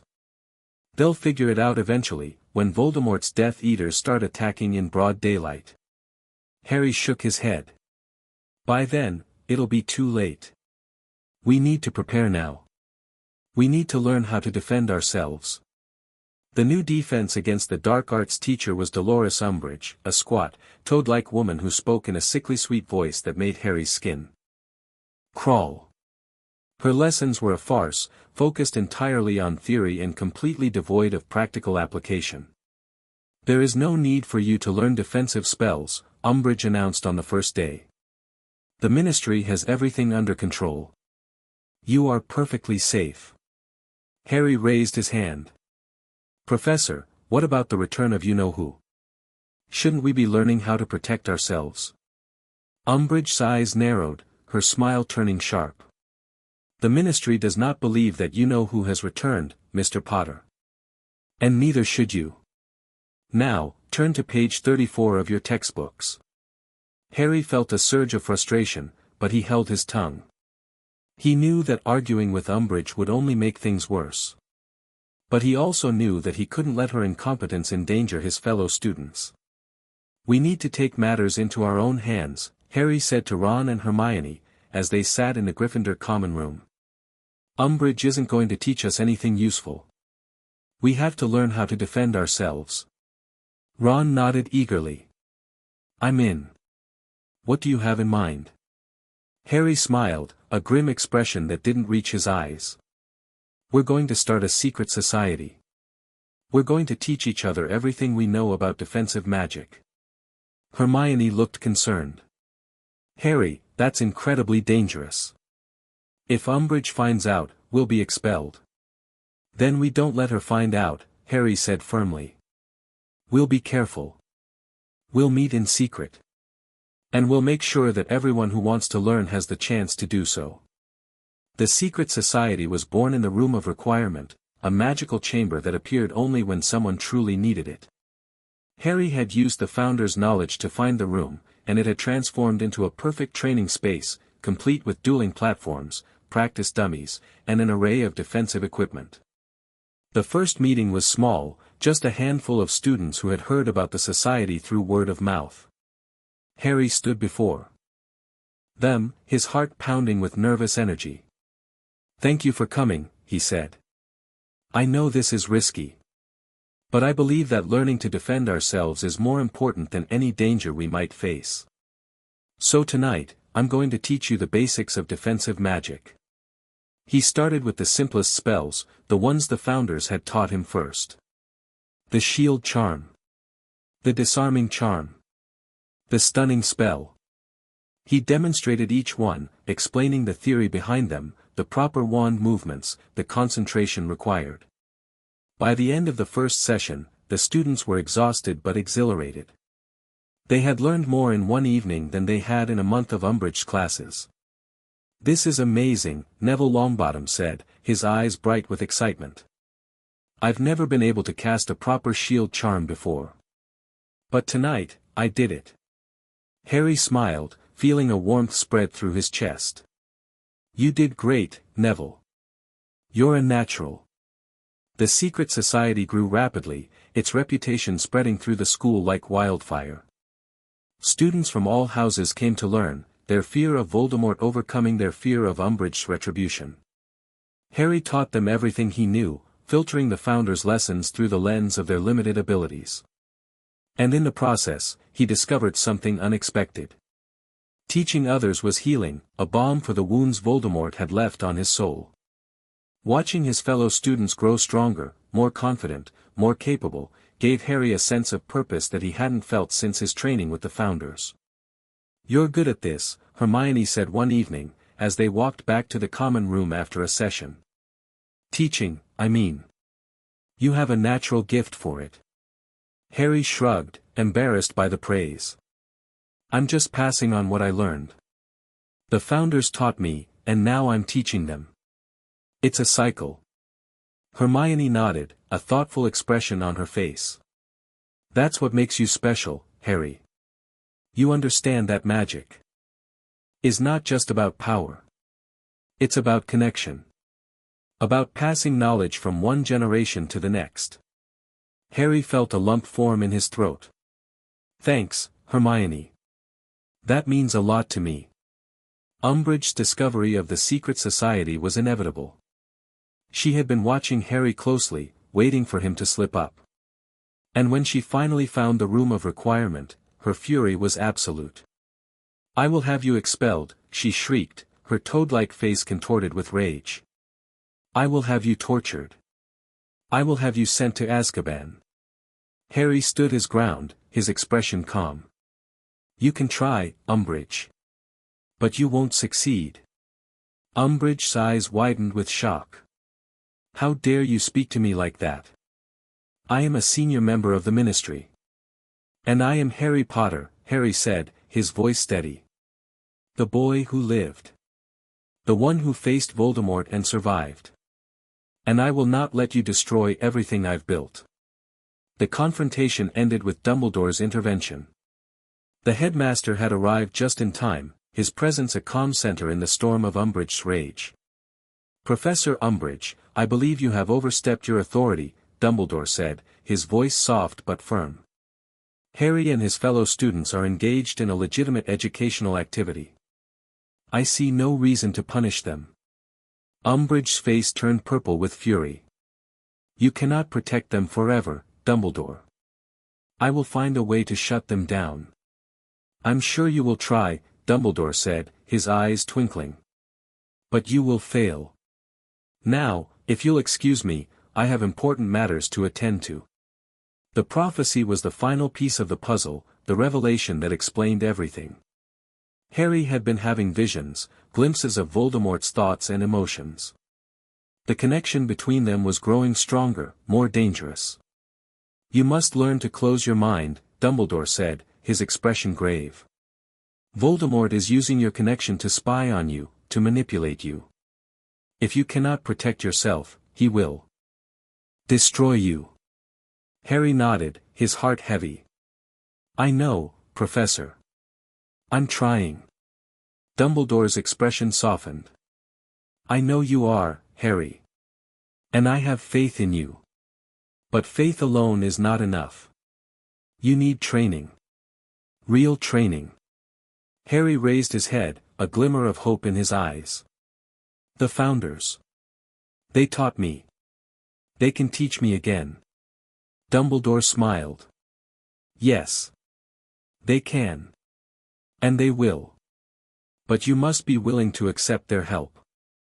You must be willing to trust them. I do trust them, Harry said. With everything I have. Harry's training resumed, the Founders appearing in his mind to guide him through the complexities of occlumency and legilimency. They taught him to build stronger mental walls, to resist Voldemort's probing, to protect the deepest recesses of his mind. You are getting stronger, Salazar said, his voice echoing in Harry's consciousness. The Dark Lord's influence is weakening. You are no longer his puppet. Harry felt a surge of relief. Thank you. I couldn't have done it without you. Yes, you could, Helga said warmly. You have always had the strength within you, Harry. We simply helped you find it. The battle at the Department of Mysteries was a nightmare of chaos and terror. Harry had been lured there by a vision of Sirius being tortured, and he had led his friends into a trap. But he had also faced Voldemort and survived. He had proven that he was a worthy opponent, a wizard of formidable power. And in the process, he had learned the truth about the prophecy. The one with the power to vanquish the Dark Lord approaches, Dumbledore explained, his voice heavy with meaning. Born to those who have thrice defied him, born as the seventh month dies. And the Dark Lord will mark him as his equal, but he will have power the Dark Lord knows not. And either must die at the hand of the other, for neither can live while the other survives. Harry stared at him, his mind reeling. So it's true. I have to kill him. Or he'll kill me. Dumbledore nodded. Yes, Harry. That is the prophecy. But it is also your choice. You can choose to ignore it, to live your life as you see fit. But I believe that you will not. I believe that you will choose to fight. Harry was silent for a long moment. Then he raised his head, his eyes filled with determination. I'll fight, he said. I'll fight until my last breath. For my parents. For my friends. For everyone who has believed in me. Dumbledore smiled, his eyes glistening with pride. That is the Harry Potter I know. The Harry Potter who will save us all. End of chapter 10. Thank you.